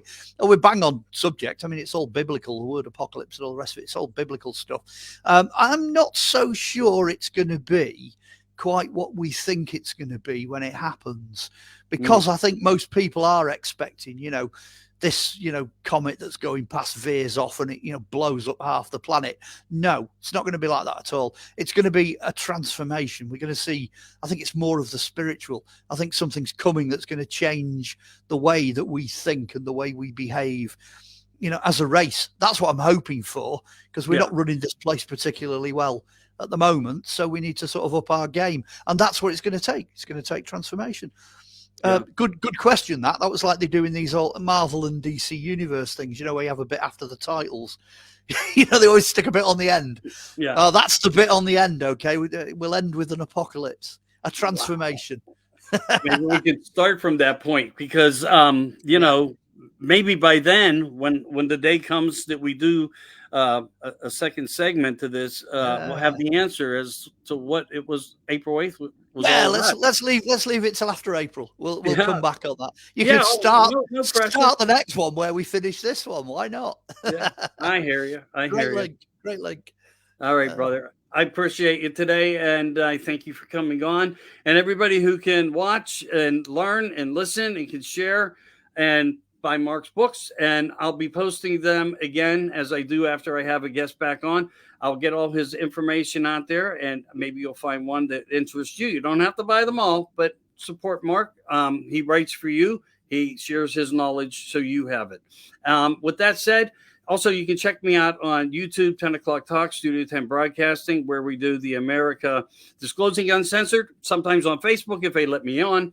Right now, they don't, but nevertheless, there's always a way around it. I made it. I'll repost you, I promise. Oh, I know you will. I know you will. Sometimes you just have to have that AKA thing going on, you know. And one of the other things, too, what I can do that they didn't take from me was they took live off my name of all references of any way here, but they didn't say I couldn't upload videos. What's the difference? You know what I mean? Really, what's the difference? They're brilliant. That's ANI technology. Maybe that's that new consciousness they want us to agree to on April 8th. I don't know, but it's been fun, brother. I appreciate you. I want you to have a happy, however you look at it, holiday with Easter here. You know, everybody has to sell, and all you guys out there too. Have a great day. Believe in what is in your heart and live with that. Thanks, everybody, and have a great evening. Good night to you all. Good night. Good night, brother. I'll talk to you soon.